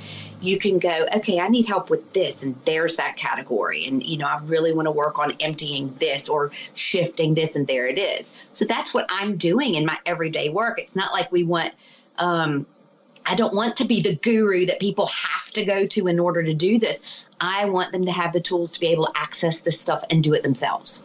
So that's why it's super exciting for me. So she's laying in this frequency, it's pumping through her body. And next thing I'm like, what is that? And she starts talking and I'm like, okay, is that Italian? And I'm like, no, that's not Italian. And then I'm like, is that Latin? And it wasn't Latin, but it sounded like Latin. I took Latin in high school, and I was like, oh my gosh, what is this? Well, next thing I start seeing, writing down, downloading this alphabet. And it, when I eventually went back and found it, it's called Oscan, Oscan. And it's a pre-Latin alphabet or language or way of speaking. And this woman she's talking away, and I'm like, oh my gosh, this is interesting. I am such a history buff that when something like this happens and I get to go somewhere I didn't even know existed, I love it. It's one thing, like everybody knows the Titanic and everybody knows London and everybody knows whatever, but like I am now in central Italy with a tribe called the Samnite, Samnite. I'm smelling it. I'm seeing it. I'm there. I'm immersed. And I'm like, oh my gosh, I've never heard of these people. This is awesome.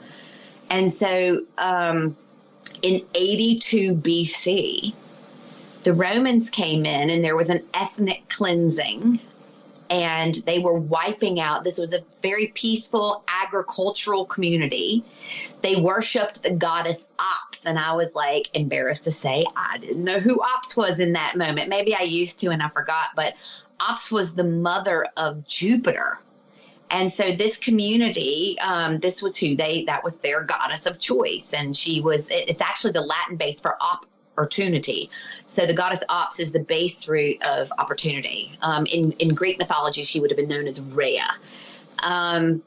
So this is the mother of Jupiter, and she's their goddess. And so what they did was a very, they sacrificed animals, but not in a barbaric way. It was a very, and I'm sure like any animal sacrifice is barbaric. Yeah. Okay. Consider the source, consider the time, consider where we are.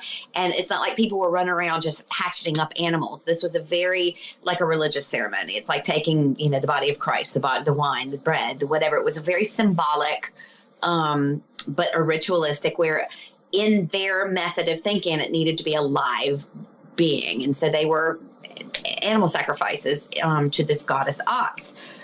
So in 82 BC, when the Romans came in, they did this cleansing. And so the best way I can picture it is picture a group of, like a gang or a group of army lads or whatever who are up to no good. And they're picking on people or making fun of them or doing whatever. So the Roman soldiers come in and they see these, kind of farm folks who are worshiping the goddess and sacrificing these animals. And so they decide, because they've been tasked with wiping these people out, let's have a little fun with this.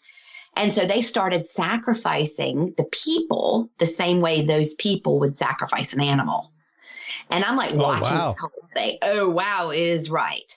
Well, next thing, the lady on the table is, I even stopped and recorded it because it was just wild. She's begging for her life, but in Oscan, in this language. And it was so wild to listen to. She was begging. And I was like, I know that word. What is that word? And it was like, I think the word was kumba, which in Latin is like Godfather. But in Oscan, I got the simultaneous picture of Anubis taking the dead across and into the next life. And so in Oscan, that's what it meant. What she was saying over and over again, she was basically calling in and going, please, make sure, please take me across into the light. Please make sure that, I'm okay. She's begging for her life. Oh, wow. It was wild, right? Well, the other wild things, folks, is that we're now like 45 minutes in deep, and she hasn't as much as twitched an eyelid.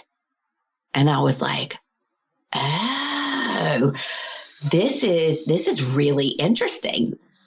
This is not a brain damage scenario where we've got the myoclonus going on. We've got a past life scenario where at this point of trauma, for whatever the reason, this body is associating this twitch with this particular incident, with this lifetime. So I'm like thinking, oh, how clever am I for figuring this out? And then all of a sudden, everything changes in the room, as it does sometimes. And now I'm Buffy the Vampire Slayer. Actually, Demon Slayer. So this woman goes from begging for her life in Oscan to there is this very loud hiss and something that had attached itself to the energy of the trauma.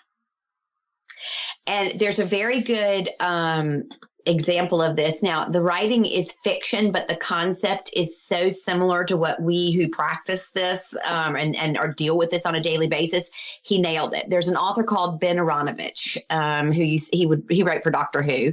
He has a wonderful series, the Rivers of London series. It's a great fiction series, but it talks about magic, and it talks about it uses the London police. So there's, the branch of the London police that people think they know. And then there's an entire branch that deals with the magical side of London. The magical issues. Yeah. They're dealing with the fae, and they're dealing with things that the average person can't see.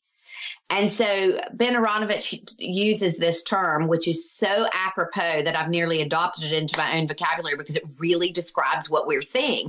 And it's called vestigium. And vestigium is like a footprint of an event that took place that one can pick up, which kind of in nowadays terms, we would say cellular memory. But vestigium can also apply to the fact that when something happens, the soul, the energy, or the trauma of an event can get trapped in something. And so what was fascinating in this moment, what I was witnessing as this voice began to come out of this lady, it overpowered the villager begging for his life. And suddenly it is this horrifically ugly. And, people really misconstrue evil. Evil is only evil if you're scared of it. Seriously. Because it's all about matching energy. So, you start feeling the temperature of the room change, and all of a sudden this voice is hissing out of this lady, and and I'm like, you want to dance, dude? Come on, bring it. And when you approach a situation like that and you go, this is nothing other than we're releasing this energy and letting it go because it attached itself to that trauma of 82 BC, where this lady lost her life in a sacrifice by some guys who were up to no good. And so is she possessed? Oh my God, is her myoclonus coming from some kind of demonic possession? No, what happened is this energy attached itself to the memory of that event. So it's not she, the woman, who had this attachment or possession. It was that memory. And so it's really helpful to know that, because then you're in control.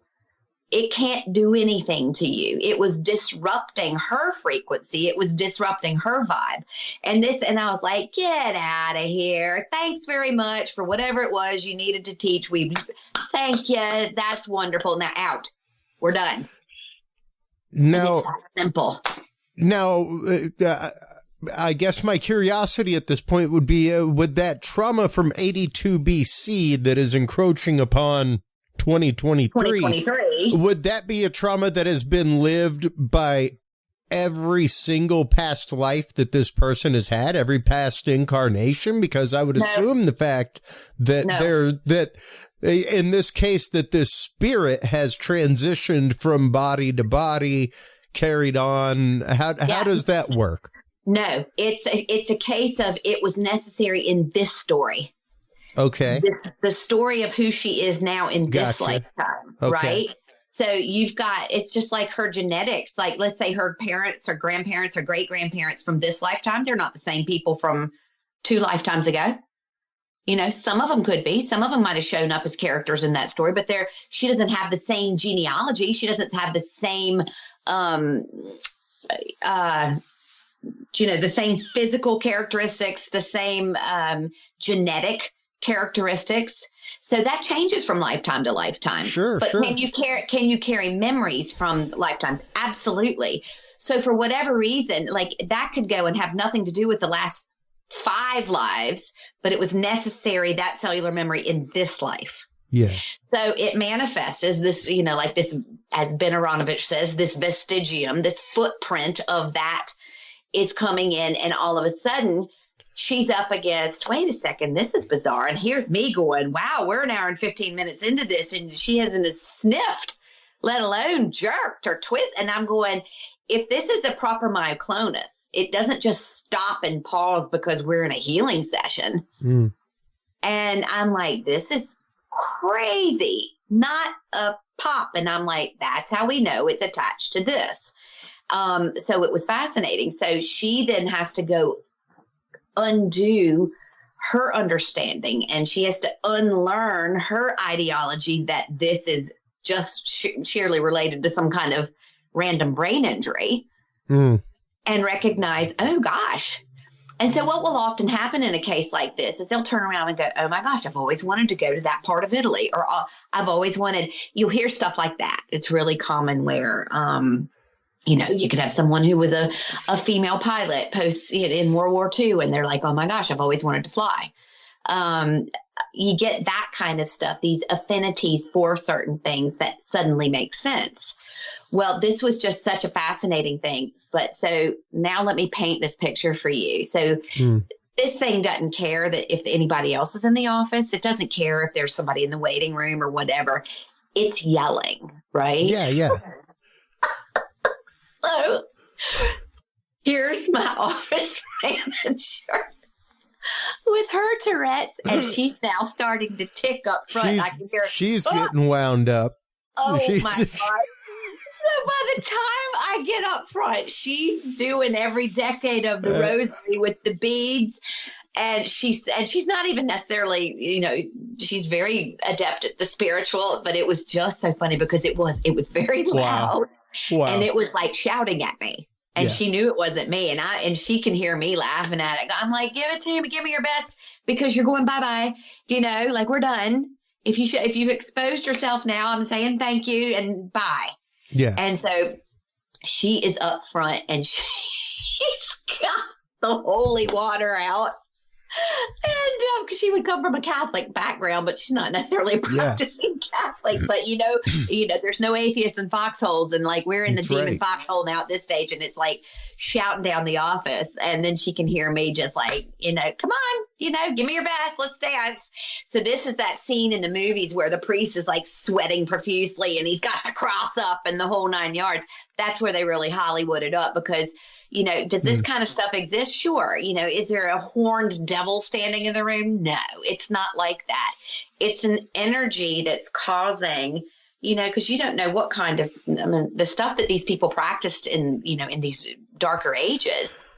So well, and I guess that brings up one question, because you mentioned, no, this was just something from her past life that because of this life has had to come out.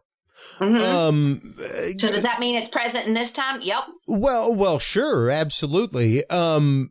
Because it's using that person as the conduit. And I guess my question would come to bear, especially when you're talking spirits, things like that coming from previous times. Does that have anything to do with, let's say, something along the lines of like sins of the father? Where, like you're saying, not even because of anything that she may have done in this lifetime, but just because of her being in this timeline, in this lifetime with those people, this had to come up. Well, I think it was definitely specifically tailored to her experience. This wasn't just like her having to, to shoulder the responsibility of something that somebody did in 82 BC. It's not like that. And it's the very same as like, oh my gosh, when people are like, that's evil or it's whatever. Well, why isn't it evil when someone's beloved dead grandfather starts talking? Do you know what I mean? Like, it's just energy. These are just things expressing themselves, and you can give legs to them or not. And if you remain in a space of absolute, look, you can't do anything that comes in here and harms us here because we simply won't let you. You're not allowed. That's not part of my experience. I'm not, so it's like, I've got a pretty good track record of never having been attacked by anything in 30 something years. And let me tell you, I've done an awful lot, and I've seen some weird stuff. Oh, but it's never. You can revoke consent at any point. Yeah. And yes, I'm sorry. Which I now that you've doing revealed an Oscan at the time, which was really funny, which I didn't even know I could speak. So suddenly, boom, it comes in, and I was able to do what they did at the time to put this thing in its place. And I was like, that was so cool. Do you know? So it was such a fun session. And it was, and then she goes home and she starts relearning a new pattern. Yeah. She has to start going that all these years she's been told that she's brain injured and that myoclonus strictly comes from that. And now we know it doesn't, because I sat there and watched her, filmed her, and I went, look at this. And she was like, oh my gosh, not a peep out of her body. She wasn't budging at all. So, then somebody has to reinvent their version of reality. It's like when I died, the whole near-death experience and going and sitting in that review and seeing how time actually works and then coming back in. I had to go and do some homework on myself because I had to kind of unlearn everything that I thought was real. And so in doing that, the more I've done that, the easier it makes my experience when I'm doing this kind of stuff with people. And I'm going, look, you simply just have to go. It's like if cancer was coming from a particular event or where somebody dropped the ball and let themselves down and the disease needed to bring their attention back into themselves. And they go, oh my gosh, I didn't even know I could do that. And I'm like, yeah, now you need to go undo that. Oh, okay. So yeah, that's kind of the efficacy of being able to look into a past life. And this one was just so much fun because there was just so much involved, like hissing demons. Oh my God, how cool is that? And then I got to go back and look up an entire civilization that I didn't even know existed. Yeah. And I mean, I had the situation many years ago where, somebody I knew started speaking in a tongue like that, and later had no idea that it had actually happened. And whether it was past life encroaching, who knows? It was a pretty remarkable situation when it happened.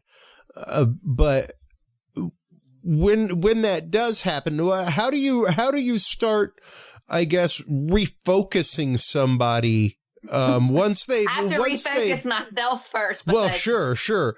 No, because I'm such a little comedian. Like, I just think I'm hilarious, and and all of life is funny to me. Yeah. And so I first have to sit with this and go, oh God, okay, this is funny. It's like, and I'm like, are you for real? I'm like, will I go get my white collar and my cross? And I'm talking to it the same way I'd talk to somebody who was acting an Egypt in front of me. I would be like, okay, really? Okay. Is there something you need to say to me? Or are we just going to do this? What's happening here? And, while the other person's, I've seen people levitate. You wouldn't believe what I've seen over the years. And so at first I have to kind of I start giggling and I'm just laughing going, this is hilarious because here you've got Mr. Three-Piece Suit with the Wall Street Journal tucked under his arm, doesn't even realize this part of the world exists. And then you've got, the housewife who goes and, she's in mass every Sunday and all, she doesn't even know this world exists. And, well, I was going to say, how do you even begin to conquer that hurdle with somebody of here's what's happening, because you've got to have something in pocket, I'm sure that every cancer doctor starts off with the same few sentences, where it goes from there, who knows? Right. But well, it is. That's kind of the fun bit. It's like when I had breast cancer and years ago, and, it was at a time, and I'll tell you exactly what happened is my children's father had gone, and I was raising the girls from ages 1 to 3 and 3 by myself, and with no help externally. And about 5 years into him being gone, I get this phone call, and he wants to take the children to Disney World. And I'm like, I am working my tail off, and I am doing this. If anyone's taking them to Disney World, it's me. And then the healer voice came in, and I'm like, oh my gosh, listen to yourself. That's not very healer-esque. Don't you want to give the children the opportunity to have this bond with their father and to let everybody heal? And so that voice won. So off they go. And 2 weeks later, 2 weeks later, I had cancer. So do you think that's a coincidence? No, it's because I wasn't ready. I was doing that because it looked good. That's my reputation. I'm the author and the healer who writes about being loving and healing these situations and all that. But I wasn't ready for that. And to be quite honest, I had every justification in that space to go, hold on a second. I'm raising the children here. And if we're going to take them to the magical, mystical, wonderful world of Disney, I think I'd like that privilege since I'm the one who's keeping them afloat. Sure. And so, but I overrode that. And so in overriding that voice, nobody puts baby in the corner. I put baby in the corner. I put myself in the corner and went, hey, I'm not listening to me. And so I was just a little too raw to do something so moving. And so next, 2 weeks later, I've got cancer. And so I was like, oh my God, this is what I'm teaching people not to do all the time. And I did it to myself. Wow. But hey, I'm here having a human experience. And so I go in, oncologist is like, you know what, if we start on the key, and I went, shh, don't say the word. If we use Ray, nope. I said, I'm going to tell you something. I know exactly how this happened because I did not have cancer the last check. And now suddenly I do. And there was quite an event that took place in that. And I think that is the baseline of what's going on. And she's going, I don't think this is smart. And I went, what do you mean? She goes, yeah, okay, with your spiritual stuff and all this kind of, and I'm like, so you don't think that my experience and interaction with the world has anything to do with my physical health? And she was like, I said, here you go. Let's do it my way first. Give me a month. And if I haven't gotten rid of this cancer within a month, based on my understanding of why I have it, then we'll go your route. Fair enough. Okay. She goes, it's not going to kill you in a month. That's okay. So off I go, and I sit down by the ocean and I cry. And I don't cry because I have cancer. I cried because I'm like, you idiot, you know better than this. So I let myself beat myself up a little, and then I pulled my socks up and I went, all right, now what are we going to do? So I changed up my diet. I went raw. I did Essiac tea. And I healed the fact, and I said, you know what? And I explained to the girl's father, and whether he got it or not wasn't the point. It was that I said, I did a great disservice here, and I don't want to carry this resentment anymore. I said, the reality of it is you don't have anything to do with the children, and you came in and you took them away to somewhere that's, magical and wonderful, and I let you. And because of that, I made myself sick. And instead of going, you know what? No, you can't do that because it wouldn't look good. I ended up internalizing and got cancer. And so I just needed to address that. And that's it. It's not a blame thing. It's just I'm letting you know this is what happened. And here's where I need to take responsibility for that. And so I go back, and 4 weeks later, she looks and she's like, remarkable. I said, yeah. So I assume I've got no cancer. And she was like, I can't even believe this because it was a 4 centimeter tumor. And she was like, this is unreal. And so I said to her, and this was such a moment, and I went, would you like for me to share with you what I did? And she said no. And in that moment, I realized, I'm in my world working with the people who are where I am and need what I have to offer. And equally as important, there are people who are in her world and need what she has to offer. And had I explained to her how easy it was to get rid of that cancer, her entire education, everything her foundation is built upon would have unraveled right in front of her. And so that's why I don't ever go, that practitioner is stupid. They don't know what they're doing. What are they? They're being evil or bad. Look, people have the choice to utilize these people or not. And so thank goodness that those people are there for the people who feel like that's their path. Yeah. And there are people who come into me for healing who I'll go, you know what? You need to go do chemo. And they're like, I thought you were all natural. I said, no. I said, this is about a knowing. This is about an understanding where you are. I don't think that your faith and your trust in your own healing capacity has evolved to a space that you can do it that way. So I think you need some help. And they're like, oh my gosh, that's not what I was expecting. That's what healing is. Healing is not feeding your ego and going, I'm the one who got rid of this. It's meeting the person where they are and meeting their need. And so it's like that with the whole past life thing. It was like when I was able, thank God for the smartphones now, because I actually got to turn around. And this is one of those great spots where technology really comes in handy, because I click, and I was recording this and she just went, oh my gosh, that thing's talking out of my mouth, but that's not me. Yeah. How cool is that? She's like, I can't say I don't believe it, because there it is right in front of me. And then their paradigm shifts. And so that's what we do as healers. We meet people where they are. It's not trying to convince people to be something different, or you don't realize this world is so many different things. This is the definition of what a parallel reality is. It's not a chronological past, present, and future life. They're all happening simultaneously. So you don't berate someone because they're in a different storyline than you. And nor, in my situation, I don't allow myself to be berated for being in a different storyline than other people. I invite them not to be part of my life if my life doesn't gel with where they are, and so I sit and watch myself as one of the only practitioners who was open during the COVID pandemic, because I was just, how did you do that? How, when everybody else was shut down, all that, because that's not the storyline I was operating in. I was operating in a storyline where the police wanted me to be open because they all come to me. And the ambulance drivers saw me as, oh my God, you're totally necessary, essential worker, because I can't move unless you're there working on me. And so I created my own storyline. I had my own best pandemic ever, because I was working in my storyline and not someone else's.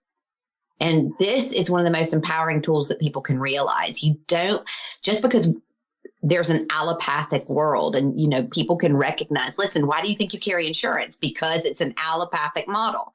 So the current reality that a lot of people work in is an allopathic one. Well, you can't have time off work unless you have a doctor's cert. Well, how about my acupuncturist, or how about my chiropractor, or how about my Reiki practitioner? I'll just get a cert from them.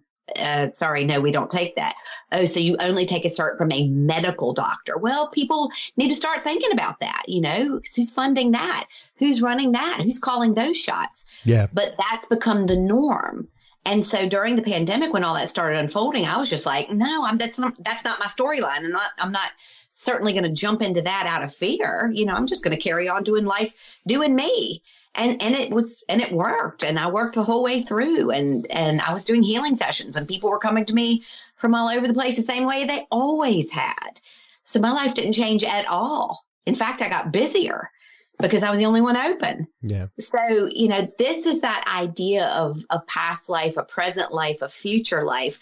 The energy, you can't, these are all simply chemical reactions, man. You cannot go into the past or even think of the past or interact with the past unless a chemical process takes place in the brain, and you fire up these neurons, and you travel down these neural pathways that take you back to a cellular memory. You can't live in anticipation or fear unless you fire up those neurons, travel down that neural pathway, and you move into the future. We're not scared of the past. We're scared of what we deem as the future or present time. And they're literally just chemical reactions, the same way that I could sit and have a memory of what I ate for lunch today. I'm not still eating that. That's over. It's gone. That's history. But the process is still taking place in my body. My body's still breaking it down. It's still present time in my body. But the actual act of eating the lunch has already happened, been there, done that. And so people don't realize, and they forget that it's not chronological. It's simultaneous. It's concurrent.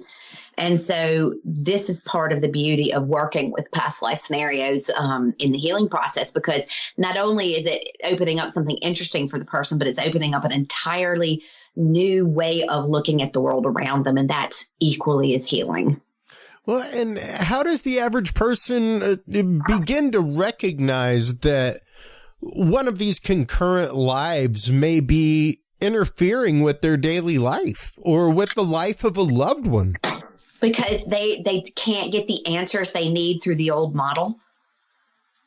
So this is what happens. A lot of people will go, this doesn't make sense. Medical doctor says they don't understand why this is happening. Well, maybe it's not a medical issue. Did you ever think about that? Oh, yeah. Oh, I guess I never did. Well, here, let me show you this world. Let me explain this to you. And they're like, oh, okay. And so it becomes this natural progression, because in the model that they are accustomed to, I always talk about coffee filters. You know, it's like you're trying to make this cup of coffee and, you know, you've got all these different types of filters that you can make that coffee through, or you can have a big dirty filter and get a big dirty cup of coffee, or you can have a clean filter and have this gorgeous clean cup of coffee. And so it all depends on what filter people are taking the experience through. Yeah. And so, you know, once people have dealt with something where the stock standard tried and true method is just not working for them, and that becomes a personal experience, they are far more open to exploring other realities. Oh, absolutely. Absolutely. You know, and sadly, that frequently comes, especially in some of the cases that you're talking about, even in your own case, at the last moment, when you may not be expecting it, when you may not even be looking for it. So to be able to once again see that ahead of time, to be able to identify that, hey, you know, maybe something else may be going on, even with a family member, because that's an odd conversation to broach, and not an easy one. Well, it is, because, you know, it is strange, because like I have many experiences. Like I had someone in for healing once who had come from a great distance, and he was all for it. He was so ready to do this, and he knew that he could heal this cancer himself. He just knew it, even though it was not the way people saw him. They didn't realize he was kind of a closet woo-woo guy. And he was like, I know I can do this. So he came for his first session. He absolutely was just like, yes, this feels good. This feels right. The next time I saw him, he looked ghastly, and he came into me and he was in tears. Oh, man. And his wife was an oncology nurse. And he said, I just need to say this out loud to someone who can understand. And I went, fire away. And he said, I know I can do this myself, but she's my wife. She was my chosen partner this lifetime. And to live with her without whatever remaining months, weeks I have, and not be doing this the way that is her chosen method, will make my last days more miserable than I could ever imagine. Oh my God. But that's life, guys. You know, that's what happens. And so he made that choice that she was going to be in pure agony and living with, if only he had done this. He knew he was going to die, because he knew he had already made that choice to do it this way. But she was going to go, he could have made it. He could have made it. She would have always lived with this thing of, if only he had done it my way. Yeah. And so he just went, only he had listened. If only he had listened. Yeah. And he knew how he felt after doing it his way. But the nature of their story together was such that he made a decision that he would rather do that for her. Yeah. Than do it for him. Well, knowing the outcome regardless, she is the one left behind. She is the one left to carry on, at least here in her adjunct lifetime. So, well, he didn't want to listen to her. He didn't want to carry on with his choice, what he was doing, and then have to listen to her. Yeah. Well, that too.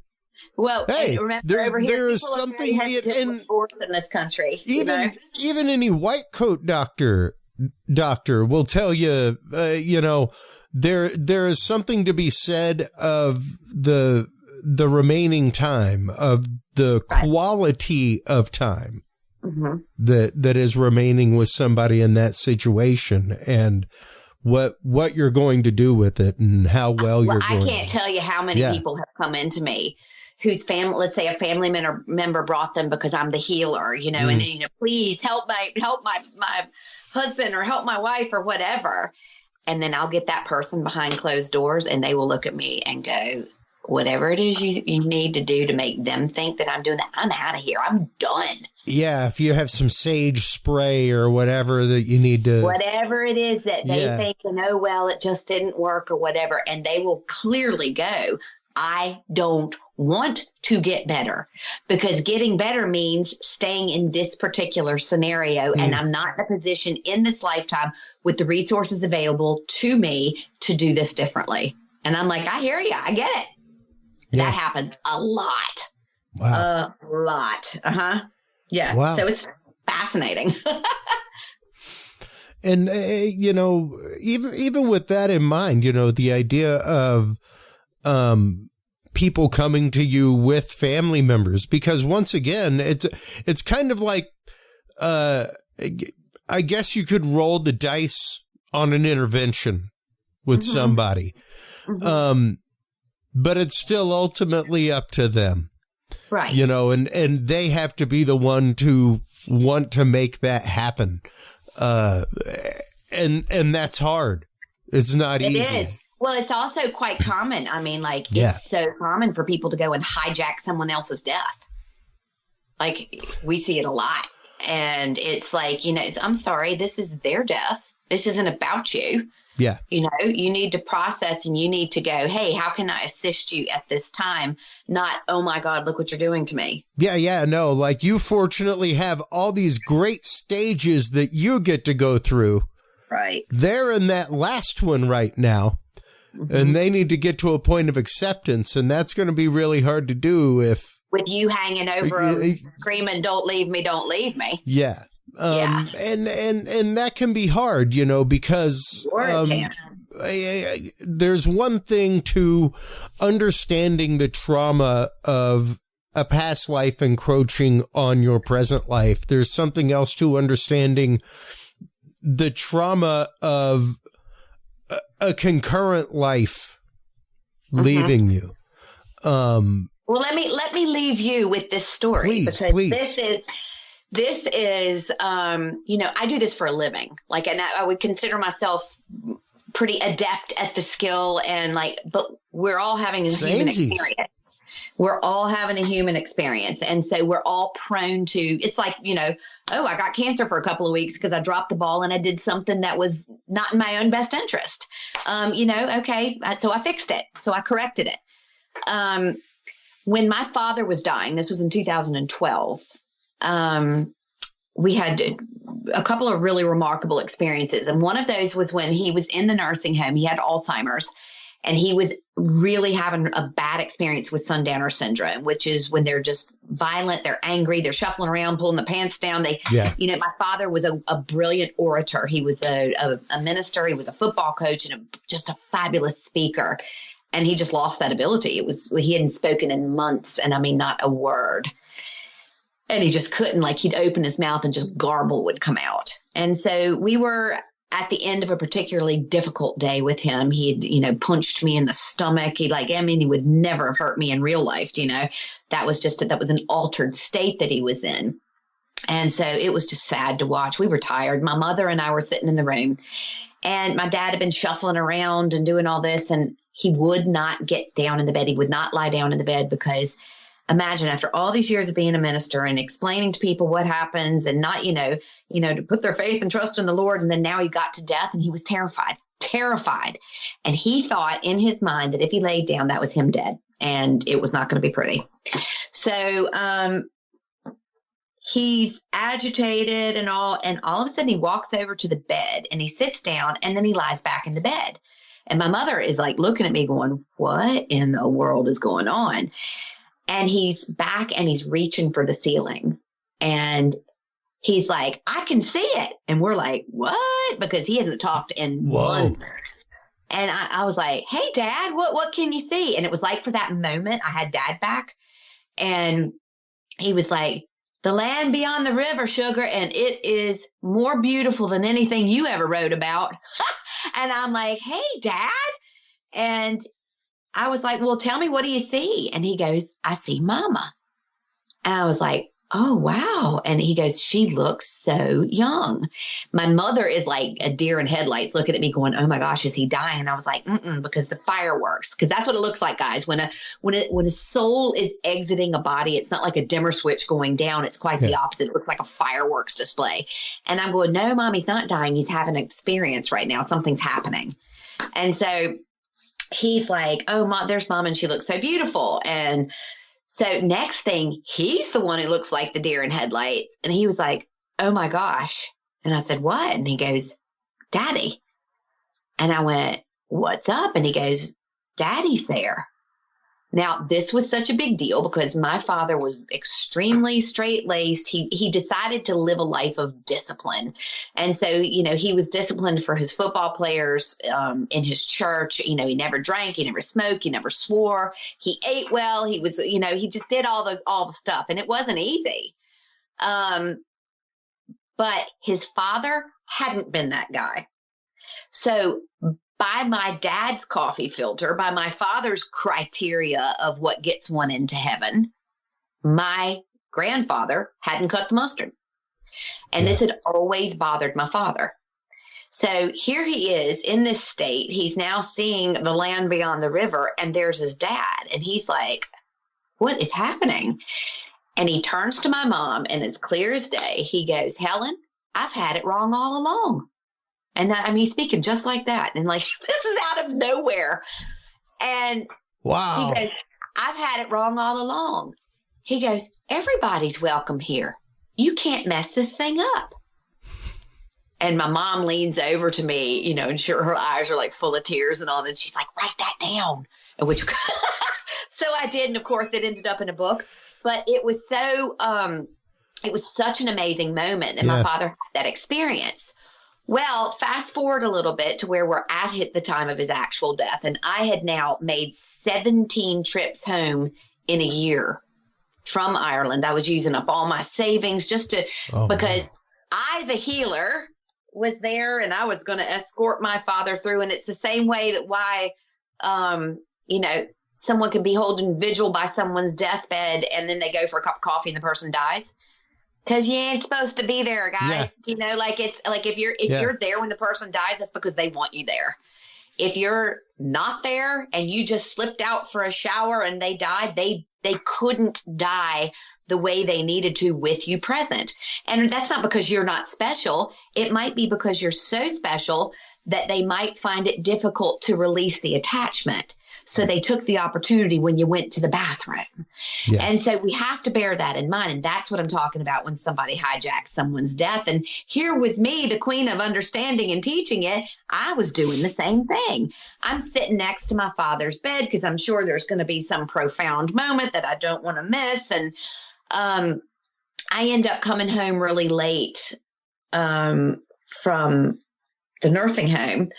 And I got into bed. My mother was already asleep. And next thing, I awaken and I am screaming. And my mother comes running into my room and she's like, flicks the light on and I am sweating. I am freaking out.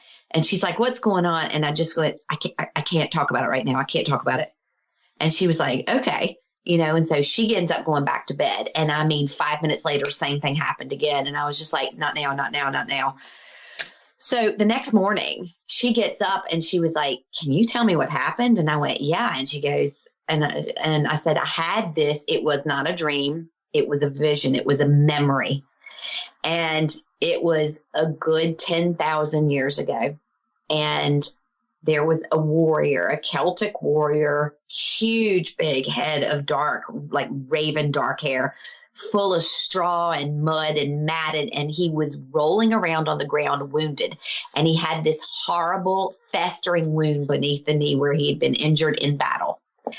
And I was looking up my body and I could see the leather thongs on my feet. I could see a tartan worn on my body and I could see my legs, and I was his beloved. And I am looking at the man writhing around on the ground and I'm wailing because he's dying. And up this big hand goes and he looks at me. And when he rolls over, I'm like, oh my gosh, that's my father in this lifetime. And he turns to me and he says, leave me, woman. This is my death alone. And I shoot up and I was like, oh my gosh. And so I'm telling my mother this and she goes, sorry, no. She goes, oh my gosh, it's you. You're the one holding him back. And I went, yes. And she's like, you got to get out of here. And I went, I know. So I literally go and book my flight back. And she's like, look, I'm going into the nursing home later. Come in and, and see me and let me know what's going on. So I arrived in the nursing home later that afternoon. And my father is just, he's really present in his dying process. And she like waves me into the room. Well, one of the things that was my father's most treasured thing was a birthmark. And the birthmark was called the black knee. My dad, my great grandparents, 6 times removed, actually 7 times removed, would have been a fella called Rob Roy McGregor and his wife, Mary Helen. And they're buried in a place in Scotland called Balquhidder. And so I would be their granddaughter 6, 7 times down the track. Well, Rob Roy had what was called the black knee. And so my father and many of the males down that line had that black knee, and it was a big birthmark under the right knee. So my mom calls me into the room and she was like, you know what you told me this morning about this, that kind of Celtic Scottish looking warrior, and you thought it was Dad? And I said, yeah. And she goes, go pull the blanket down off your dad. And I was like, what? She goes, just go pull the blanket off. And I kid you not, this birthmark that had been there his whole life was gone. She's like, you got to get out of here. And I went, I've got to get out of here. So I was on the next plane out. Right. So I'm flying back to Ireland and I'm like, this is insane. And I get home, I take my clothes out of my suitcase, I put them in the washing machine and start repacking my bag. I sit up all night, and I was sitting out watching because this was in August. And so, the nights are very, very long here in Ireland in the summer. And so I was sitting out on the wall and the sun's coming up at like 3:30 in the morning. It's crazy. And I felt the whoosh and I knew my father had just died. And so I grabbed my bag, I head back to the airport, and I get on a plane. He could not go with me sitting there because we had the energy, or the vestigium, as Zaranovich says, of this past life that was holding us back. Yeah. And only until in the vision of that, where he said, this is my death, did I realize, oh my gosh, I'm doing the very thing that I try to get other people not to do, which is hijack someone else's experience. Yeah. My father and I were very close, and he couldn't leave me. He had already, 2 weeks earlier, when my mother would start to walk into the room in the nursing home, he'd put his hand up. Don't come in here. Because he was, they would have been 72 years married this year. They were just madly in love. And he couldn't have her near him all the time because it's just like he couldn't let go. So then I come in, I'm the kid, my birth was so unusual, and I was supposed to have been completely damaged or not survived the birth at all because my mother was 42 with the German measles, and my father has this visit from these, what he called celestial beings. And so I was what he called promised, and that was always our thing. So we had an extraordinarily tight bond because of it. But the idea of leaving me behind, and with me sitting there hanging over him because I'm looking for some spiritual experience that I can stick in a book, Sure. And I just realized, oh my gosh, look what you're doing. And I got out of there. And the second I was able to get out of the country, the man was able to pass in peace. Wow. So wow. That's another great example of how a past life can be informative, and create not just a healing, but create the space for a peaceful passing. Absolutely. Absolutely. And, that is one of the things that people really forget, that's what compassion means. Yes. Is to suffer alongside, not to get in the way of it, to allow it to happen. That's it. Because it has to happen. Exactly. But to suffer alongside somebody. And to be there. And that's why, visiting the ill and being there at the time of passing is like one of the corporal works of mercy in the eyes of the church, because it is a sacred moment. And once again, being able to be there and understand that, and even understanding that now for you, Mary, must be very, very forgiving for yourself and very, absolutely. very healing. Yeah. And it's a very personal experience that I can turn around to say to anybody, look, it doesn't matter how much we know. Look, Michelangelo was a brilliant artist, but what was his most famous line? I'm still learning. Yeah. And so if we can remember that, and we can get out of our own ways, and we can, move on, forgive ourselves, move forward, and adopt new ways of thinking that aren't necessarily the boxes are there for a reason. I'm not a person who thinks, that you're so great because you're out of a box. The boxes are there just so you can move to a different box when you've used up, learned, grown from, and taken everything that the box that you just left had to offer.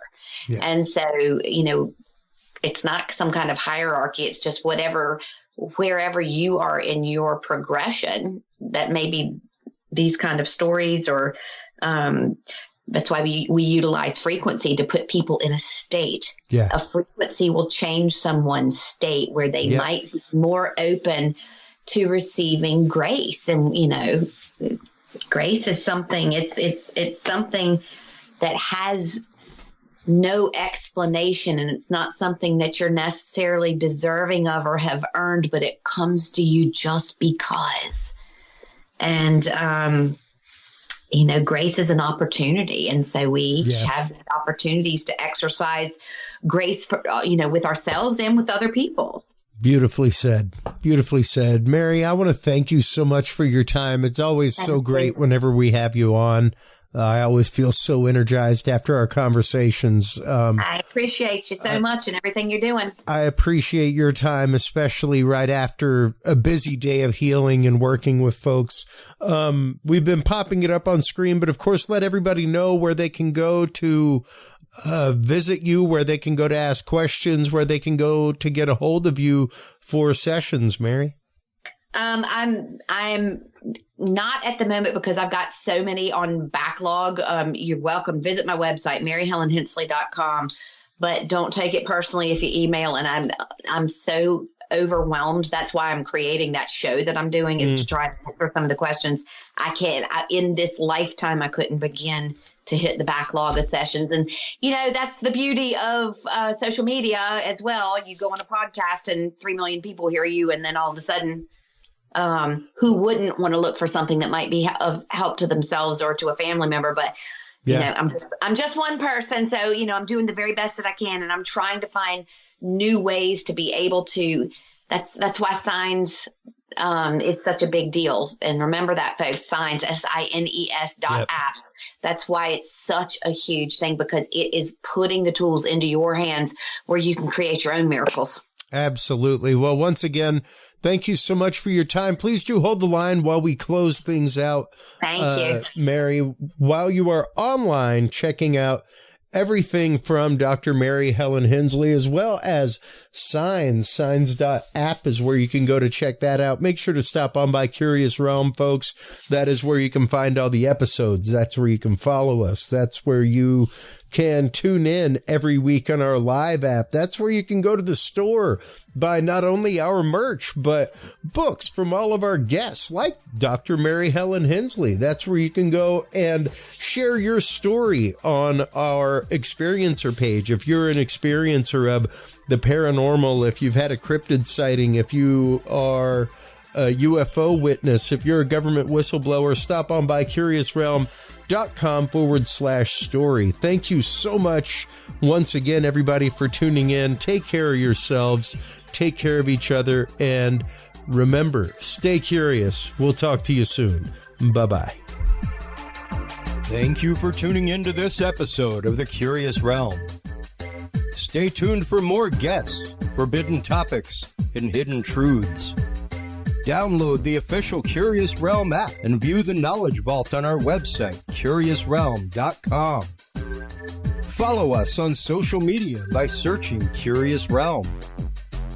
Curious Realm is available on your favorite podcast services, as well as YouTube, Roku, Amazon Fire, and Apple TV through the APR TV app, available on all app markets.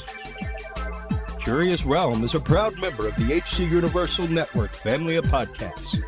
For more great content or to become a sponsor of Curious Realm or other podcasts, visit hcuniversalnetwork.com today. Thanks for listening. Stay curious. And remember, the other side is always watching.